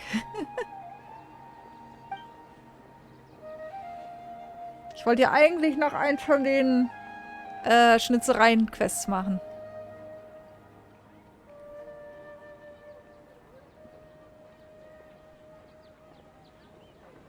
The dance of Sabzeruz is about to begin. I'm going to go watch it. Der Sabzeruz-Tanz. Es ist schon diese Zeit. Okay. Why don't you go ahead, Dunyarzad? We still have some other stuff to do first. Okay then. See you later. Have you figured it out yet, Traveler? Time is ticking away. Ich denke, ich habe die Antwort gefunden. Awesome! What is it? Paimon wants to know. Oh, wait, no. Let's meet up with Nahida first. You can tell us both together. Okay. Wir mischen uns jetzt einfach mal in den Streit ein. Die ganze Zeit haben wir uns doch da rausgehalten, oder? Wie wär's denn damit?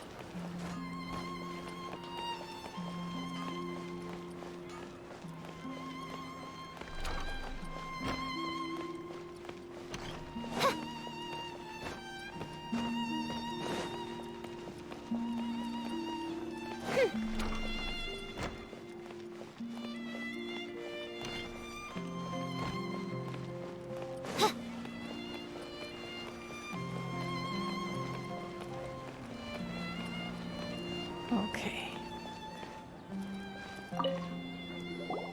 You're back. I've been waiting forever for you two. Judging by the looks on your faces, are you ready to take your Sabzeruz exam and graduate from the festival?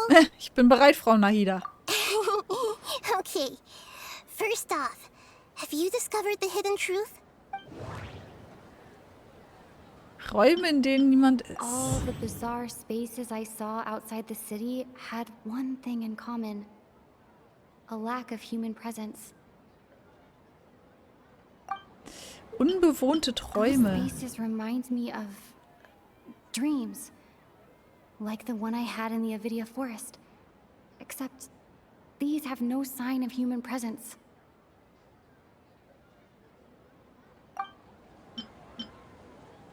I've already experienced the Sabzeruz festival many times, and the day of the festival seems to be in a perpetual samsara. Unbewohnte Träume oder die Räume? Unbewohnte Träume? Okay. Kann ich irgendwas... Kann ich noch irgendwas kombinieren? Ist nichts? Doch, da ist was Orangenes. Okay. So, das kann ich noch kombinieren. Okay. Nahida said, the Akasha relies on the power of a gnosis to... Okay, dann kombinieren wir das jetzt. Na, mit unbewohnten Träumen? Räume, in denen niemand ist. Nein, dann die unbewohnten Träume. Jawohl. Die Leute von Sumeru träumen. Die Wahrheit des Traums. We are all in a dream. It isn't that the people of Sumeru don't dream. Rather, the Akasha is taking their dreams from them. Aha. People in Sumeru Sumeru think they don't dream. But the truth is, the Akasha steals their dreams without them knowing it. And those spaces with no human presence are stolen dreams without their host. That would explain why they sounded so weird when she was trying to describe them. Huh. So people in Sumeru do dream after all. In fact, we're all in one big dream together right now. Mhm. Correct answer. Now, how did you conclude that the Akasha is capable of this? Akasha läuft durch das göttliche Heer The Akasha relies on the power of a gnosis to operate, und befähigt Menschen mit and it Wissen. grants knowledge to the people. Es vereint die Weisheit der Menschen. It compiles the wisdom of the entire populace. Es ist die Verkörperung der Macht der Göttin der It is the Weisheit. manifestation of the God of Wisdom's power. Es vereint die Weisheit der Menschheit. Der Menschen. Nee, That doesn't sound right. dann die Göttin. Oh, Warum nehme ich immer als erstes von den Those beiden das, was nicht dream-controlling passt? creatures in the forest also get their power from the Dendro Archon, right?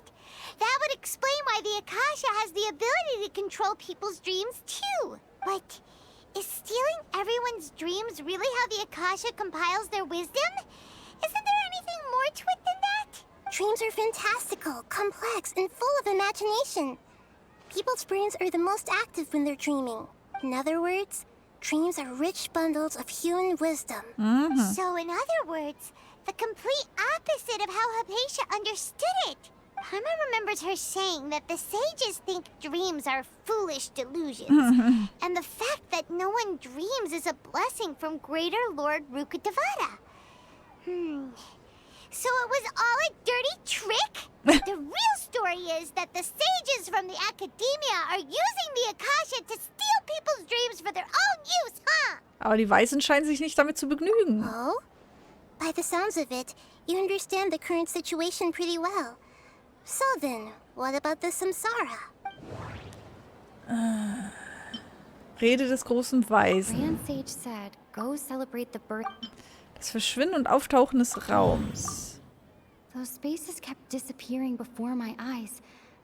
But as soon as that beep sounded, many more spaces materialized. Hä? Ach so, das Verschwinden und Auftauchen des Traums? Those dreamscapes kept vanishing. But as soon as that beep sounded, more new spaces appeared. Ungewöhnliche geistiger Schöpfung. Mind feels exhausted, even though I haven't done too much thinking. Also ich würde jetzt das vielleicht hier mit. Oder vielleicht auch damit. Assoziation vorbereiten. Nee. Auch nicht.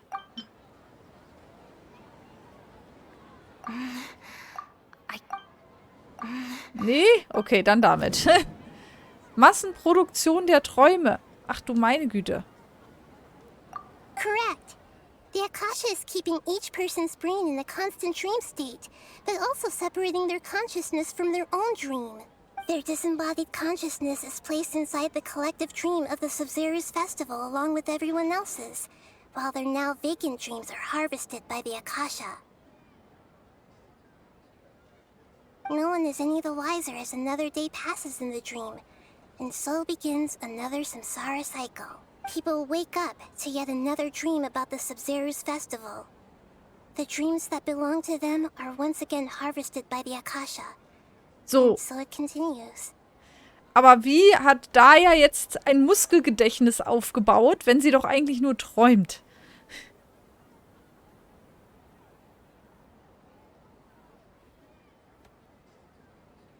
Wir werden es nicht erfahren, glaube ich. So, this is like a dream factory, and the Akasha is a dream harvesting machine. Did Paimon get that analogy right? Very good, Paimon. Using analogies well is an excellent habit to get into. Okay, so that beep we keep hearing is actually from our real-life Akasha terminals. Taking off our terminals in this dream doesn't do anything. All right, last question. Who am I? Der Archon. Der Mond, hat sie They gesagt. say that alchemical divination is the Dendro Archon's divine revelation. So then, if Nahida has referred to herself as the moon... Now that I think about it, wasn't illusions a hint? Now that I think about it, wasn't illusions hinting at the sage's deception of Sumeru's people? Dafür. So you noticed. Du bist die niedere Herrin Kusanali. I thought that one would be the hardest question. That's why I put it last. That wasn't hard at all. Even Paimon guessed that. Everything about you is different.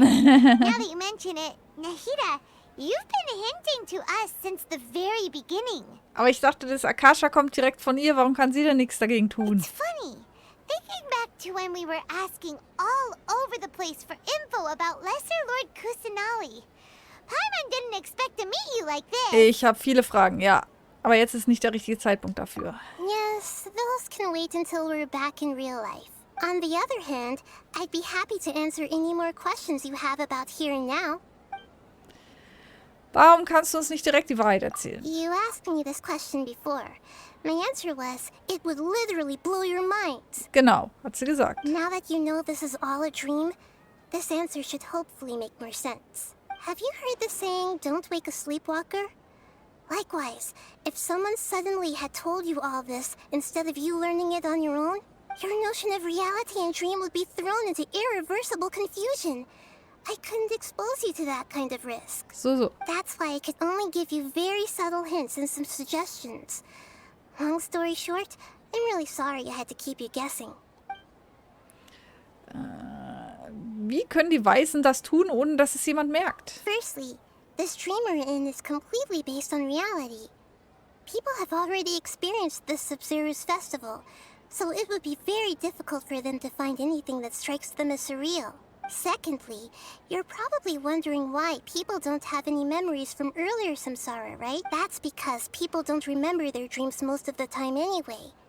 And in any case, their actual dreams are being taken away from them by the Akasha. So whenever they wake up in this dream of the Sabzeruz festival, they don't remember anything from their previous identical dream. That reminds Paimon. Traveler had a dream when we were in the Avidia forest, but couldn't see what it was about after waking up. Is that an example of what you mean? Yes. Only after receiving the blessing of Dendro can a person gain the Dendro element's dream-enhancing power. That explains the feelings of deja vu. Meanwhile, everyone else has no idea that they are in the Sabzeruz festival samsara, while their dreams are stolen from them over and over again. Okay, was sind die Nebenwirkungen der massenproduzierten Träume? Can humans really keep dreaming forever like this? Will it ever end? And if so, when? You might say your mental fatigue has already answered this question. Eventually, there's only so much that people can tolerate. Especially those whose health is compromised to begin with, like Dunyarzad. People's lives are at stake here, and nobody knows a thing! We've got to put a stop to this! Okay, warum haben sie den Traum vom Sabzeruz-Fest gewählt? Das ist eine gute Frage. I know, right? Why did they have to base this dream on my birthday? Could it really just be a coincidence? Even you don't know the reason? Wow. Now that's strange. The Academia sages are determined to harvest lots of dreams in a short time, no matter the cost. They have to be up to no good. Unfortunately, I don't know anything about it. Traveler, do you have any information? Der hat da was gesagt. Information von Akasha, Rede des großen Weisen. The sage said, go celebrate the birth of that god to your heart's content. Okay, Nahida said, the Akasha relies on the power of a gnosis. Those spaces remind me of dreams. Like the...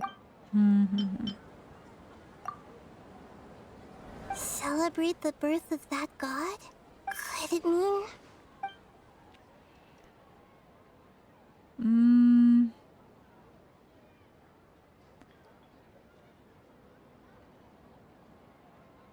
Okay, das haben wir schon alles durchgeexerziert und ich habe keine weiteren Fragen. Deceiving the people of Sumeru with no regard for their safety. No matter what they're trying to do, this is unforgivable. After we end the Sabzeruz Festival Samsara, we have to look into them. How can the sages of the Academia do this behind their Archon's back? This is ridiculous! In the end, I'm just the moon. The real sun is long gone. A sun and a moon? Nahida's talking in riddles again. Oh, we're out of time today. I'll tell you how to break free of the samsara tomorrow. See you then.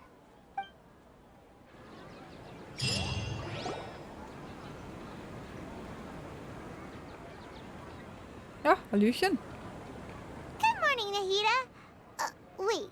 Now that Paimon remembers everything, should we instead say good morning, Lesser Lord Kusanali? Hey, what's wrong, Nahida? You don't look too good. Dunyazad, heißt das? I'm afraid that what you're thinking right now is correct. Oh. Did Dunyarzad already disappear? No way. Are we too late? The real Dunyarzad's consciousness has indeed disappeared. It can no longer endure the constant dream harvesting. Oh. Immer ein Schritt zu spät. Paimon can't believe it. Wait, so what about that other Dunyarzad? Just what is she? Is she also going to disappear? She's actually something like a puppet, but not completely. The real Dunyarzad's consciousness could no longer keep playing her role in this dream. So another Dunyarzad appeared to replace her in the dream. Just like the grass and the trees, that Dunyarzad is just a building block of the dream that helps to keep it going. But personality-wise, she's nothing like the real Dunyarzad. Puppets are stiff and can't copy a living person's vitality. After all, they're just there as filler. You know, speaking of which, the old Dunyarzad might not have been too different from a puppet. Dunyarzad truly believed that she met you within her consciousness, and it was you who inspired her. So you do remember her after all. Yes. Back then, her family was overly protective of her. No one cared about her personality or thoughts. It was as if she only lived to stall her Elazar. I just gave her a little wisdom so she could look at life in a new way. So that she could be her own person. But even so, she's still... Du bist eine sehr gütige Göttin. Far from it. I'm still a long way off from being a real Archon. I couldn't even save her. If I were a competent Archon, I wouldn't have let my most faithful follower die at the Sabzeruz Festival with so many regrets. Please don't beat yourself up over it, Nahida. I'm not beating myself up. All I did was to rationally observe the distance between myself and a real Archon. Don't be like that, Nahida. Even real Archons are still allowed to be sad. To prevent more tragedies like this, we must end the samsara as soon as possible. Great, but how do we do that? Although the Sabzeruz Festival dream is under the Akasha's control, only humans can dream. Even the Akasha is unable to create them. That means this dream belongs to a host who created it. Huh? So, how should we find that person? Well, if this is someone's dream, then everything here must come from deep within their consciousness. Which means, with the power of imagination, they can change anything in this dream. Imagination? What do you mean by that? Vorstellung halt. Imagination means breaking through what you perceive as normal. Like when a server at a tavern brings a plate to you, you'd naturally assume that food is on it. However, if you're the dream's host and you become aware that you're dreaming, when you imagine gold and more on the plate, the dream will respond in kind. And the server really will bring you gold and mora. But right now, our host is unaware that this is a dream. No matter how many times they're served, it will always be food. Was sollen wir also tun, nachdem wir den Besitzer gefunden haben? Find some way to make that person realize that they're dreaming. Usually, once that happens, the person will wake up and the dream samsara will be broken. How are we going to find them, though. Oi, oi. If it could be anyone, it'd be like looking for a needle in a haystack. And even if we did find them, how are we supposed to make them realize they're dreaming? After all, like you said, don't wake a sleepwalker. It's extremely difficult, yes.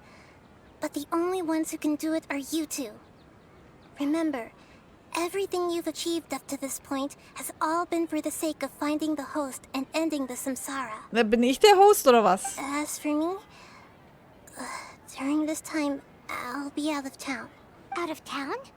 Are you going to that place full of dreams where the traveler went? Yes. I want to try something. There must still be a small wisp of possibility. Hurry and go. Dreams are supposed to be fantastical, romantic, and full of pleasant surprises. Unnecessary things like this samsara need to end. Paimon's still a little upset that we've come this far only for Dunyarzad to... She was such a good person, with such a simple wish. But fate was against her. Es fühlt sich an, als hätte ich die Motivation verloren. Yeah. Saving Dunyarzad is what kept us going this whole time. But we mustn't lose hope, Traveler. Dunyarzad would definitely want to see us save everyone else. So let's break the samsara for her sake. Paimon's wondering, do you think the sages would get one of their own to be the host of this stream? Feels like it would be easier to control it that way, no? Ich denke nicht. Sonst wüssten sie ja wahrscheinlich, dass es ein Traum ist. Da wären sie sich zu bewusst. Für einen Wissenden wäre es leichter, Bewusstsein zu erlangen. Genau. Umgekehrt ist es für einen Unwissenden schwer zu erkennen, dass er im Traum ist. Ja. Meins reden. True. Plus, the sages probably weren't counting on there being other factors beyond their control. Like Nahida and us. So, who do you think the host of the dream is? Könnte es der Blumenritter Faris sein? Der im seltsamsten Kostüm. Wie kommt sie denn darauf? Oh, that would make sense. Faris, the Knight of Flowers, is a symbol of the whole Sabzeruz Festival, right? Pretty core character. Let's go ask him some questions.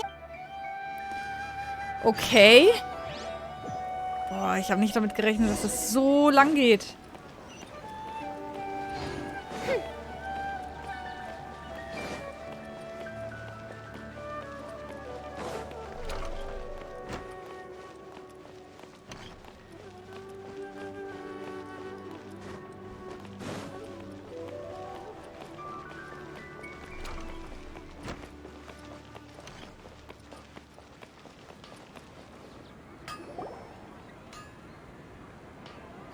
You're back. You left in a hurry last time. Is everything okay? Everything's fine. Just, it's a little hard to explain. Would you mind taking part in a little experiment with us? An experiment? That came out of nowhere. I'm listening, though. Wie seid ihr jetzt darauf gekommen, dass er es ist? Could you make a wish? Stell dir vor, dein Wunsch wird direkt vor deinen Augen wahr. You want me to make a wish? Is that a new Sabzeruz festival tradition or something? Less questions, more wishing! Okay. My wish. Okay. I'm a little nervous saying this out loud, but I want Miss Dunyarzad to be happy. Oh. Oh, ja. I noticed earlier that she looked a bit down, and she wasn't really talking to anyone. She just doesn't seem like herself. She's always so gentle and kind, and all the kids love her. I've also wondered if the reason she asked me to be Fairest Knight of Flowers is because I'm special to her, or something. So, you have a crush on Dunyarzad? Oh je, das ist traurig. Oh, is it that obvious? After what I just said, I guess it is. When she placed the hat of the Knight of Flowers onto my head, she said to me, I want everyone to have a happy Sabzeruz festival. What she didn't realize was that I'm not that interested in how everyone else feels. In that moment, I just wanted to be her Knight of Flowers for the rest of my life. 50 years, 100 years, I'll serve her till the end of time. Okay, yeah, that was a bit much. Felt like the right moment to get it off my chest, but... Okay, I'm ready to make my wish. I would like Miss Dunyarzad to appear in front of me right now with a smile on her face. Here goes. Please come true. Ich hoffe, dass dieser Wunsch in Erfüllung geht. I'm gonna open my eyes. Oh. Oh! You're... What? Fucky? Sorry, but only one portion of Yalda candies per person. Back home you go. Nice try, you two. Anyway, never mind. I don't need to see her appear right in front of me. As long as she's happy. Guess he isn't the host of this stream after all. Should have expected it wouldn't be this easy. Wäre jetzt auch irgendwie komisch gewesen. Das wäre eine sehr faule Auflösung gewesen, oder? Aber könnte es immer noch sein. Seems like everyone who knows Dunyarzad loves her. But none of them has any idea that she... My lady, step back. That sounds like Dia! Ah, Dia könnte es sein. This is when Dunyarzad bumps into the kidnappers. Ich erteile Ihnen eine Lektion. Huh? Auf die Schnüss! But Dia can handle them. Hey,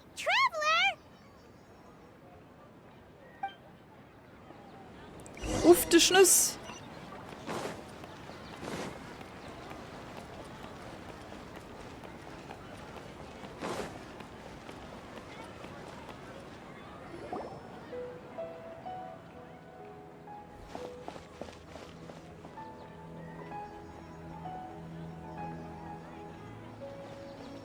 Oh, it's you. Great timing. Please take... Nimm Dunyarzad erst weg. Hey, this is my job. The homie Yannis pay me, not you. Lass den Quatsch. You... fine, alright. Knock yourself out. Why are you so worked up anyway? Anyway, watch yourself. Auf die Schnüss! Auf die Schnüss! So you got yourself some backup. Suit yourself. You're... By royal decree. Hey, yeah. Booba. Endlich mal wieder was zu tun hier! One with my blade. Submit for judgment. Need. That's close enough. Ach, da ist ja noch einer. Rain outlines your fate. Huh? Let me... No, na. Wo kommst du denn her? Oz, reveal thyself. Traveler, were you just taking your anger out on those guys? Ich bin nur ein bisschen böse auf mich selbst. You and Nahida both. Dunyarzad wouldn't want to see you two like this. Oh, and speaking of her, remember how during the first Sabzeruz festival, before the Samsara started, we came here with Dunyarzad because she wanted to pick something up? She said it was because she had forgotten something. Stimmt, ja, da war was. Ah ja, das habe ich ganz vergessen. Okay, so Paimon's memory is working so far. Anyway, Paimon also remembers that she is staying somewhere around here. She pointed it out to us the night before the Sabzeruz festival.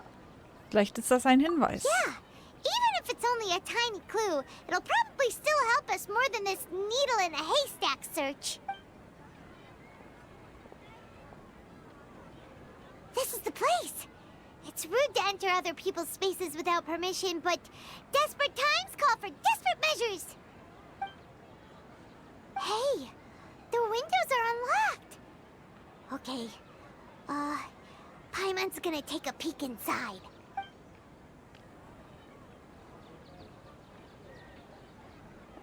This was only a temporary residence, so there was pretty much nothing inside except this book on the table. Should we open it? Endlich habe ich diese Aufzeichnung am Vorabend des Sabzeruz-Fests fertiggestellt, was fast 16 Tage gedauert hat. Da ich davon ausgehe, dass ihr nach dem Sabzeruz-Fest bald wieder auf Reisen gehen werdet, möchte ich sie dir spätestens am Tag des Fests geben. Notizbuch mit anmutiger Handschrift. Ich habe alle überlieferten Erzählungen über die niedere Herrin Kusanali zusammengestellt, indem ich während der Vorbereitung des Festes die Einwohner in Sumeru befragte. Auch wenn ich viele, viele Leute befragt habe, gab es nur sehr wenige, die überhaupt etwas über niedere Herren Kusanali wussten. Ich hoffe jedoch, dass diese Aufzeichnung dir bei der Suche nach ihr helfen kann. Das Wasser in der Nähe von Gadawa war einst verunreinigt und man musste weit gehen, um Wasser zu schöpfen. Doch eines Tages stellten die Einwohner plötzlich fest, dass das Wasser dort wieder trinkbar wurde und einige meinten, sie hätten in der Nacht zuvor einen grünen Lichtschein in der Nähe der Wasserquelle gesehen. Alle glaubten fest daran, dass es die göttliche Kraft der niederen Herrin Kusanali sein musste. Es hört sich ziemlich glaubwürdig an. Es muss wohl sehr lange dauern, bis sich eine verschmutzte Wasserquelle selbst reinigen kann. Hat sich die niedere Herrin Kusanali tatsächlich bei Gandava aufgehalten? Nach dem Tod meiner Mutter hatte ich immer zu viel Angst vor der Dunkelheit, um nachts zu schlafen. Aber eines Tages fing eine Stimme an, mit mir zu sprechen, bis ich einschlief. Eine Frau erzählte mir, dass es die niedere Herrin Kusanali war, die sich um mich kümmerte. Armes Kind, ich hoffe, das Sabzeruz-Fest kann ihn wieder etwas glücklich machen. Seine Erfahrung ähnelt in gewisser Hinsicht meiner damaligen. Die niedere Herrin muss eine sehr sanftmütige Göttin sein. Einmal hatte ich zu viel getrunken und fand den Weg nicht mehr zurück. An einer Ecke sah ich, glaube ich, die niedere Herrin Kusanali. Sie wirkte außerordentlich groß, mit sehr starken Beinen und Armen. Da fiel ich hin und sie fing mich mit einer Hand auf. Am nächsten Morgen fand ich mich schlafend unter einem Baum. Und ja, es muss wohl die niedere Herrin Kusanali gewesen sein, die auf mich aufgepasst hat. Das hier ist vielleicht nicht sehr aufschlussreich. Das muss doch ein Baum gewesen sein, oder? Überlieferung in Sumerum mit Dunyasats Anmerkungen am Rand. Sie wurden dicht über viele Seiten aufgezeichnet. Wow. Dunyasat wrote all of this. Sounds like she was always thinking of us even while we were away. Even though she was also busy preparing for the Sabzeruz festival and had all her health problems to worry about. She must have wanted to give this to us as a gift on the day of the Sabzeruz festival, right? If we hadn't found this book, we never would have known. But now that we know, we can't even thank her. Dunyasat. Hey! Where are you off to now?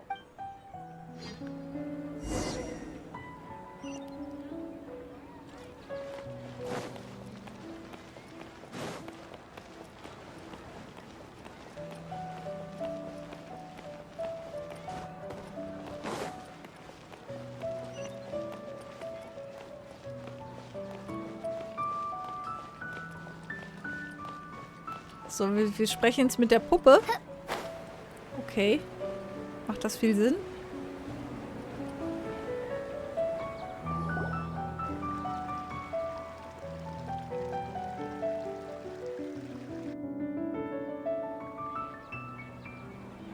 It's Dunyasat's puppet. Ich glaube, ich fühle mich besser, wenn ich es ausspreche.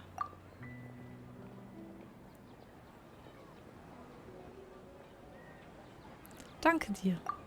Traveler?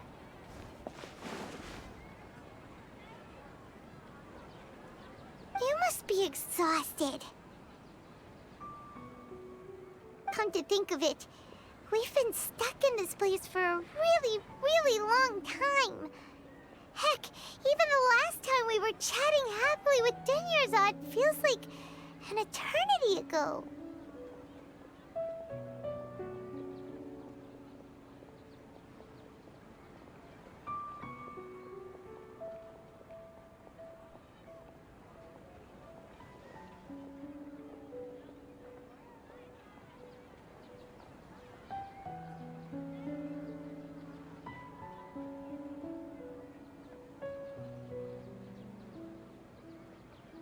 Paimon still remembers when we were sitting here, and the way her eyes sparkled when she talked about Nilu's Dance of Sabzeruz. Ich kann mich kaum noch daran erinnern. There will always be frustrations in life, but I know that the point of living is not to leave behind any regrets.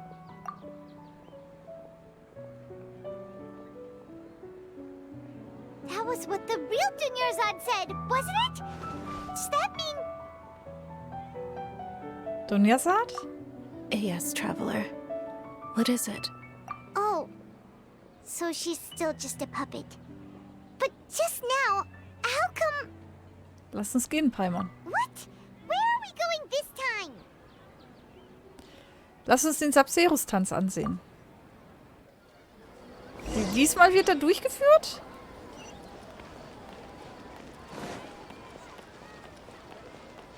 Wir geben den da... Jetzt geben wir den doch mal endlich auf die Schnüster, den Weisen, oder?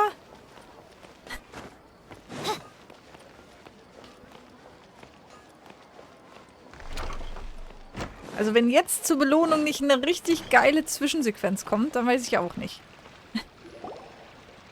Aber ich wurde ja schon ein paar Mal enttäuscht. If you continue to resist, we will have to order an investigation into every single event organizer. The Grand Sage has already granted you much leniency. I advise that you exercise tact. How did things turn out like this?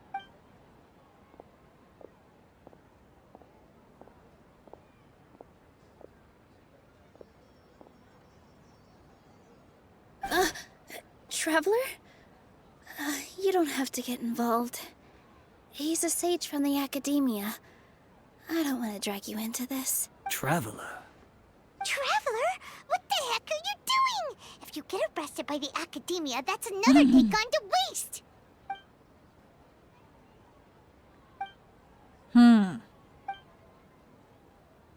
Wait, they're not reacting.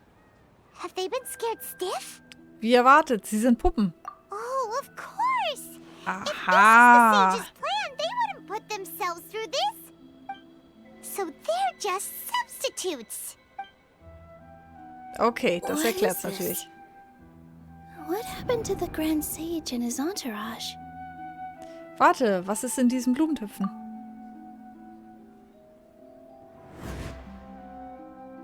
Ja, diese Blumen, ja. Sie wollte die ja gerne in einer anderen Farbe, ne? The goddess of flowers. It's just a shame that all the real Sie hat sie in anderen Farben. Yes. The Greater Lord brought forth new Patisaras in memory of the goddess of flowers. But she ultimately could never truly replicate that beautiful shade of purple. Sie hat sich die richtigen Blumen dann ausgedacht. Also trägt sie den... ja, okay. Dann ist sie der Server. Shade of purple. Aren't these flowers real Patisaras? Just like the ones from the legend? I didn't even notice. Tanyarzad, did you find these? But didn't you just say all the real flowers went extinct after the goddess of flowers passed away? So, Al? Yeah. What's going on here? Nilo, schließ deine Augen. Huh? Stell dir vor, dass der große Weiß und seine Leute nicht vor deinen Augen sind. You guys are acting weird. But okay, I'll try.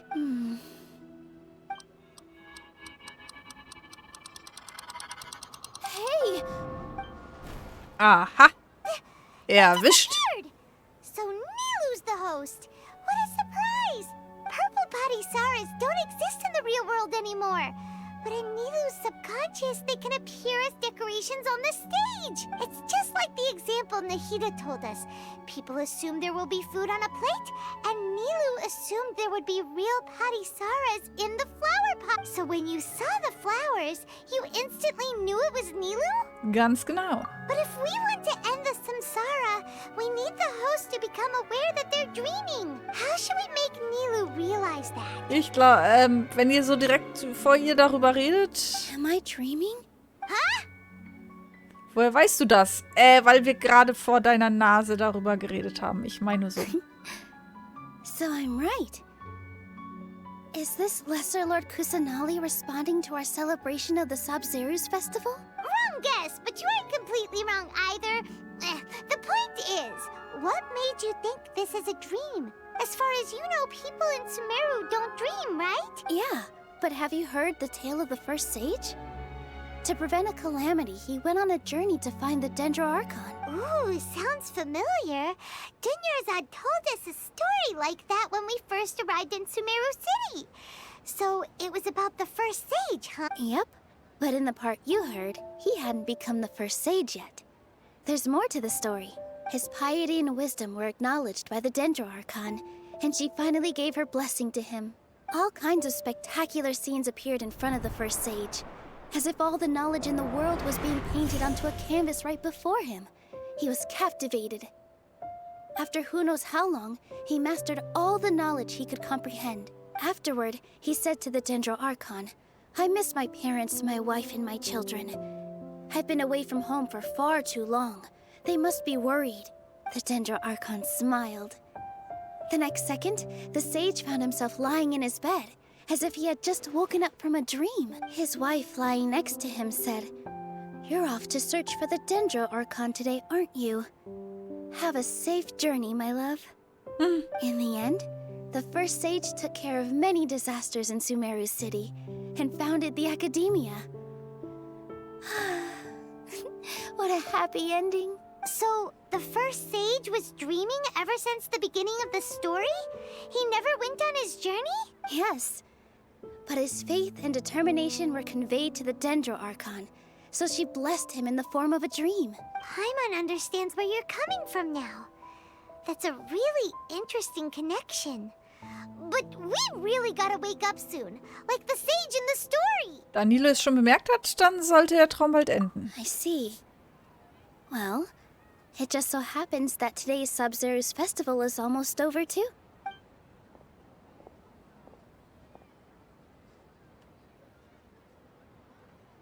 Since we're in a dream, let's make this final dance of Sabzeruz as beautiful as we can. Okay. Darauf bin ich schon ganz gespannt. Tanz nach Herzenslust.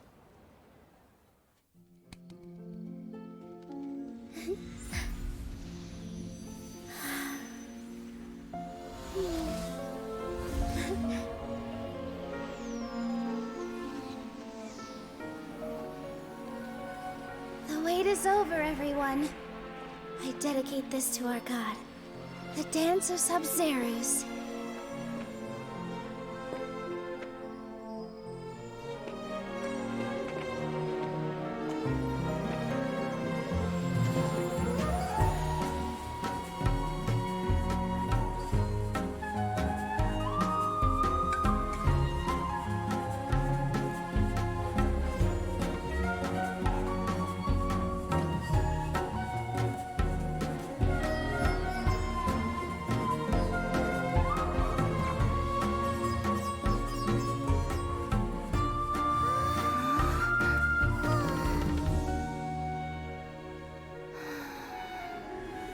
I'd be lying if I said I had no regrets.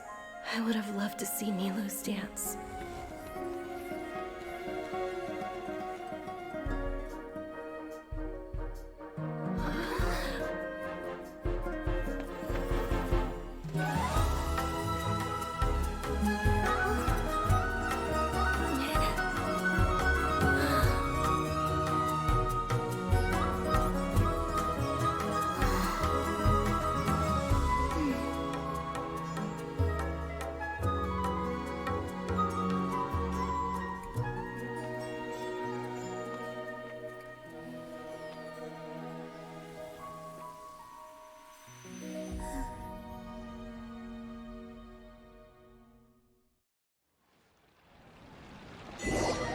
Ende. Ei.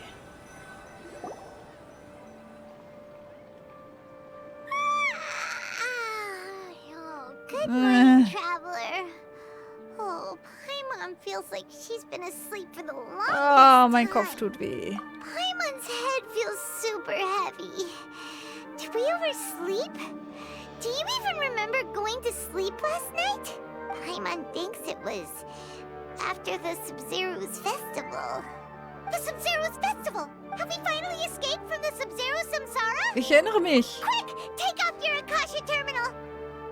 Nach dem Sabzeruz-Tanz sah ich anscheinend schnell. Lass uns zu Dunja gehen. Oder nach ihr sehen. Was auch immer. Schnell, schnell!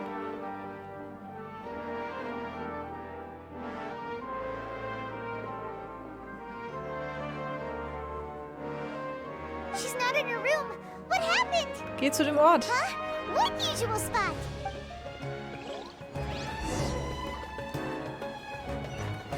Was jetzt? Was jetzt? Was jetzt?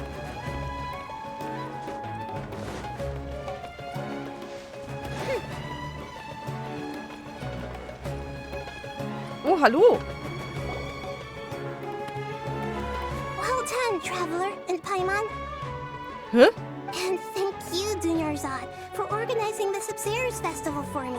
Ach Gott, die komische Catherine war... Okay, verstehe. I'm sorry, who are... Dunyarzad! You're okay! Dunyarzad! Oh, Traveler Paimon. I have something amazing to tell you. Oh je, was jetzt? I just had a dream. And I saw Nilou performing the dance of Sabzeruz. Was erzählt die uns denn hier für Lügen? Und wir machen uns hier Sorgen.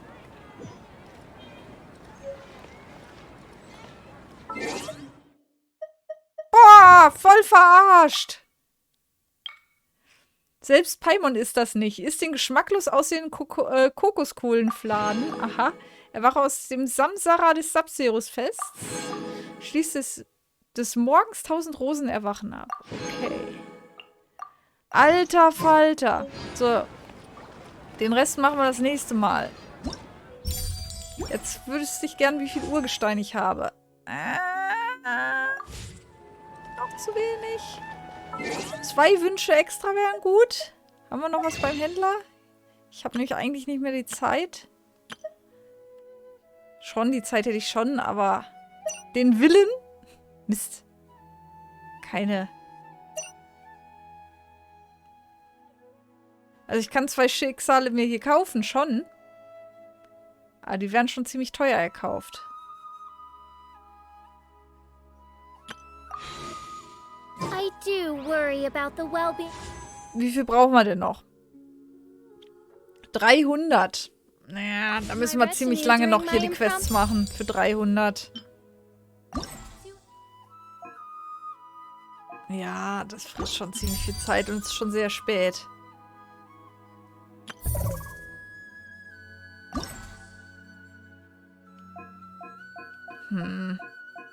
Ja, die könnte ich noch zusammenkriegen. Nein, ich will sie jetzt nicht zusammenkriegen. Wollen wir noch... Das wollte ich ja noch machen. Wenigstens eins von denen hier. Eines. Also das Urgestein reicht eigentlich. Wenn ich jetzt noch eine Stunde dranhänge und grinde, dann könnte ich nochmal eine 10er-Ziehung machen. Aber ich glaube, ich werde gleich einfach die Wünsche kaufen.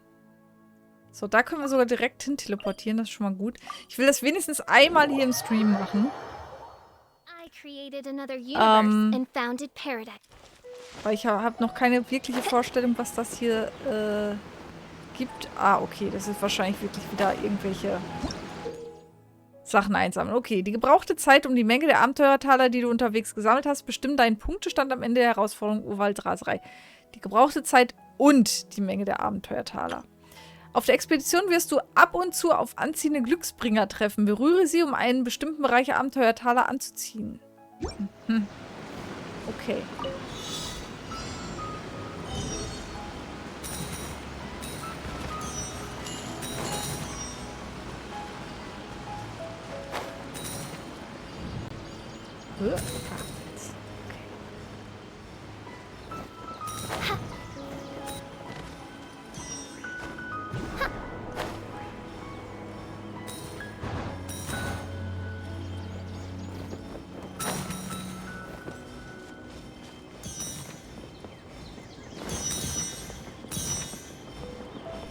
Au! Mist! Ah! Mist. Mist, Mist, Mist. Fängt ja schon mal gut an hier.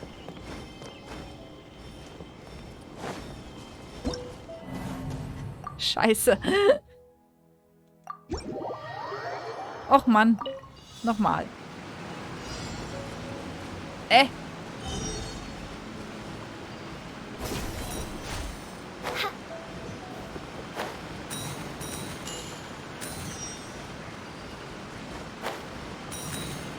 Na, wo ist denn hier die Strömung? Ach, jetzt. Okay.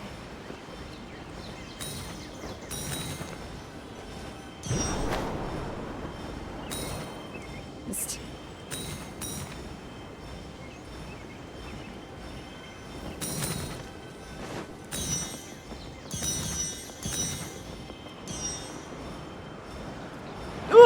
Schon wieder. Damn. Was habe ich denn hier mit dem? Ach so, deswegen blinkt es. Ich bin quasi von der Strecke abgekommen. So, hab's geschafft. Oh Mann. 2 Belohnungen. Och Mann. Okay, das ist das.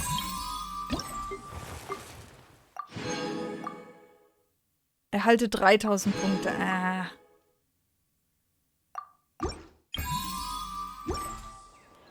Komm, ey, komm. Machen wir noch eins.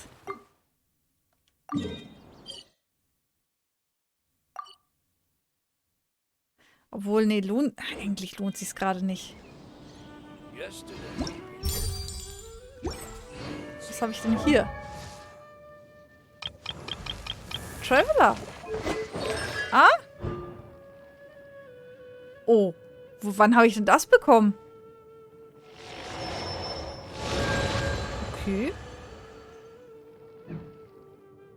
Nehmen wir. Nee, dann würde ich jetzt wirklich...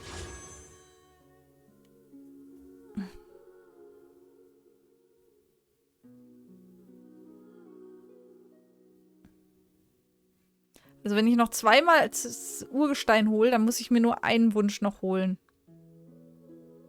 Richtig? Ah. Ach komm, ja. Ah, ich weiß es nicht.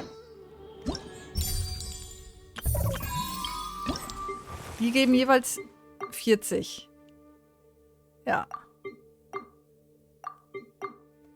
Komm, dann machen wir jetzt noch 2.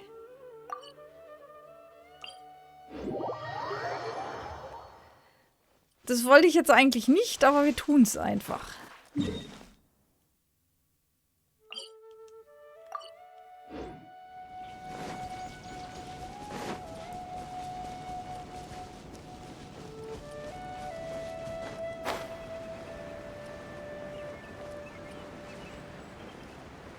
Dann muss ich nur 1 für teuer Geld kaufen. Einen Wunsch. Und wir kriegen keine Ganyu. Für die ganze Mühe hier.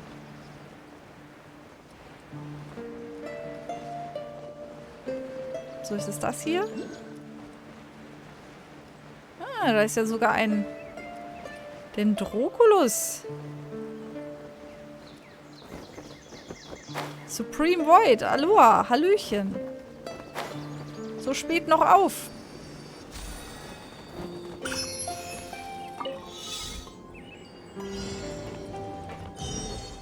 Na?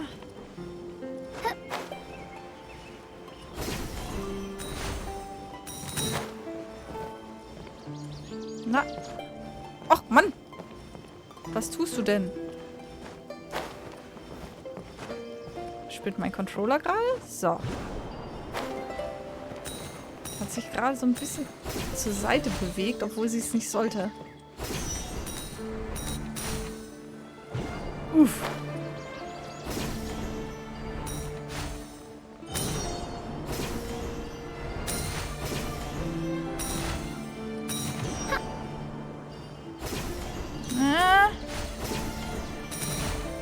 Na doch. So grob. Gehst gleich ins Bett? Ja, ich auch. Ich mache auch gleich Schluss. So, 3 Belohnungen erhalten. Sehr gut. So, wir kommen der 10er-Ziehung näher.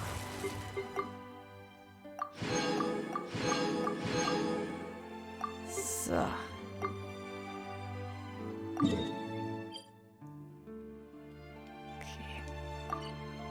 Von hier aus?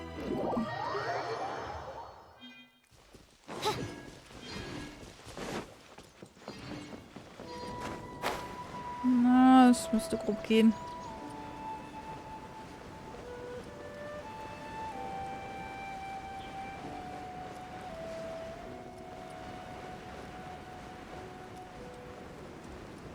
Weiter unten? Ah, da unten.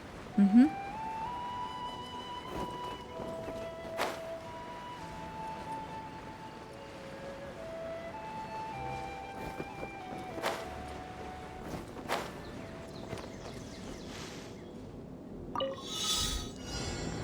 Klar.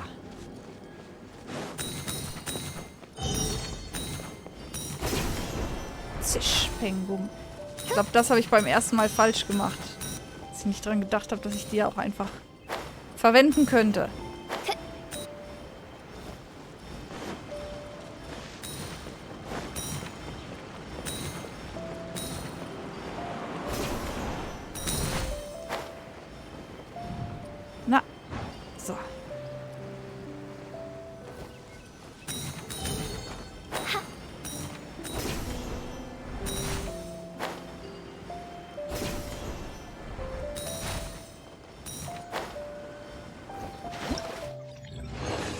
Sehr gut.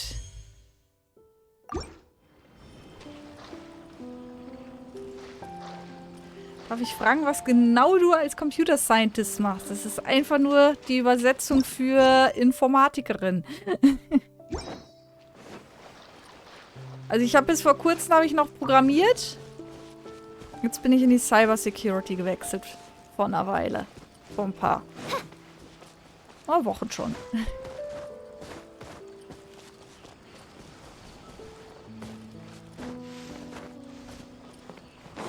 Da ist noch ein Dendroculus.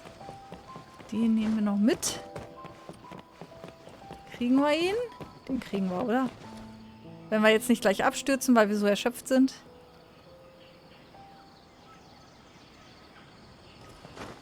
Oh, nein! Ach, nö! Ich bin auch eine Tröte. Es ist spät.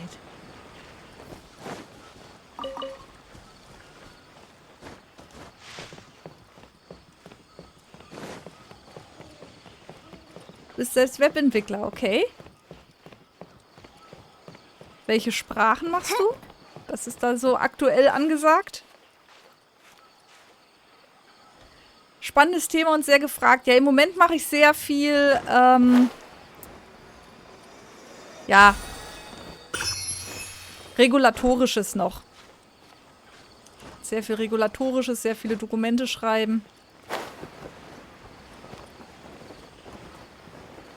Gehört halt auch dazu, leider Gottes. So, den Dendroculus eingesammelt. Jetzt müsste es reichen. 1400. Nee, noch nicht ganz. Müssen wir noch eins schaffen? Ach nee, wir haben es noch nicht abgeholt. Haha. TypeScript. Ah, okay.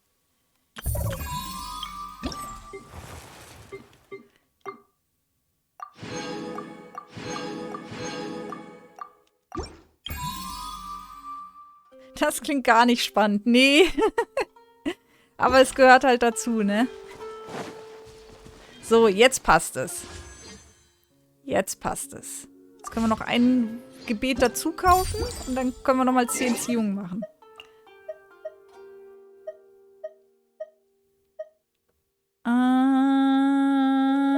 Händler. Es ist spät. Ich bin schon ein bisschen so...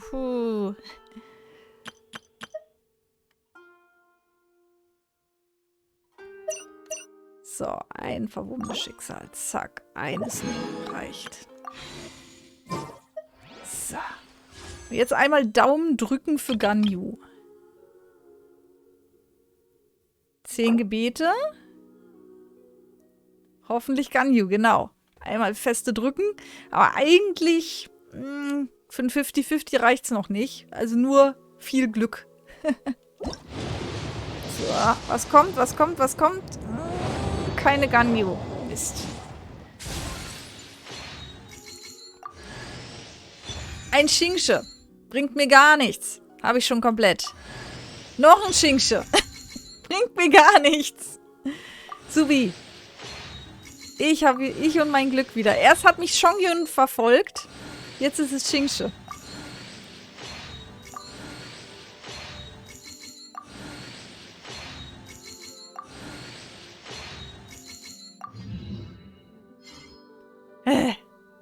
Ja, kriege ich meinen Sternstaub wieder. Sehr gut.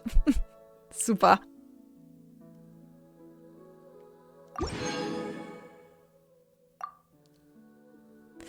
Schade. Schade, schade. Es ist auch noch... Ja gut, es ist auch noch bis nächste Woche, ne? Ja. Gut, ich könnte jetzt natürlich noch von den ganzen Events, die ich hier habe, ich habe ja noch super viel Urgestein, was noch offen ist. Ob ich da 10 Ziehungen von kriege, na, vielleicht vereinzelte.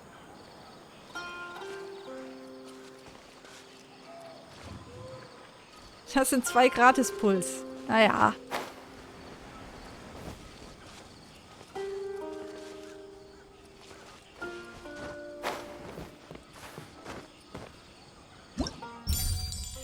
Wir können es... Ja,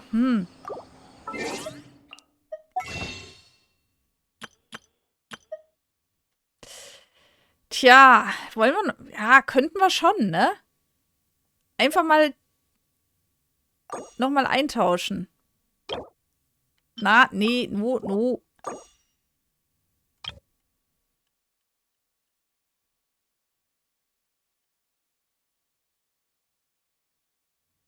Aber es wird nichts bei rumkommen. Bin ich mir ziemlich sicher. Komm, wir tauschen ihn ein. Jetzt einfach so. Ich ziehe zwar ungern immer einzeln, aber...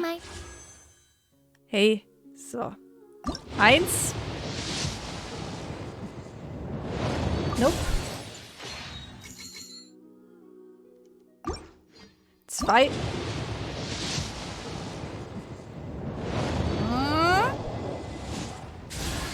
Ein Schwert. Ein Opfergroßschwert. Ja, why not? Das Opfergroßschwert ist jetzt nicht schlecht. Das kann ich für meine... wie heißt sie? Verdammt. Beido gebrauchen. Oh, why not? Wenigstens etwas. Wenigstens etwas. RIP.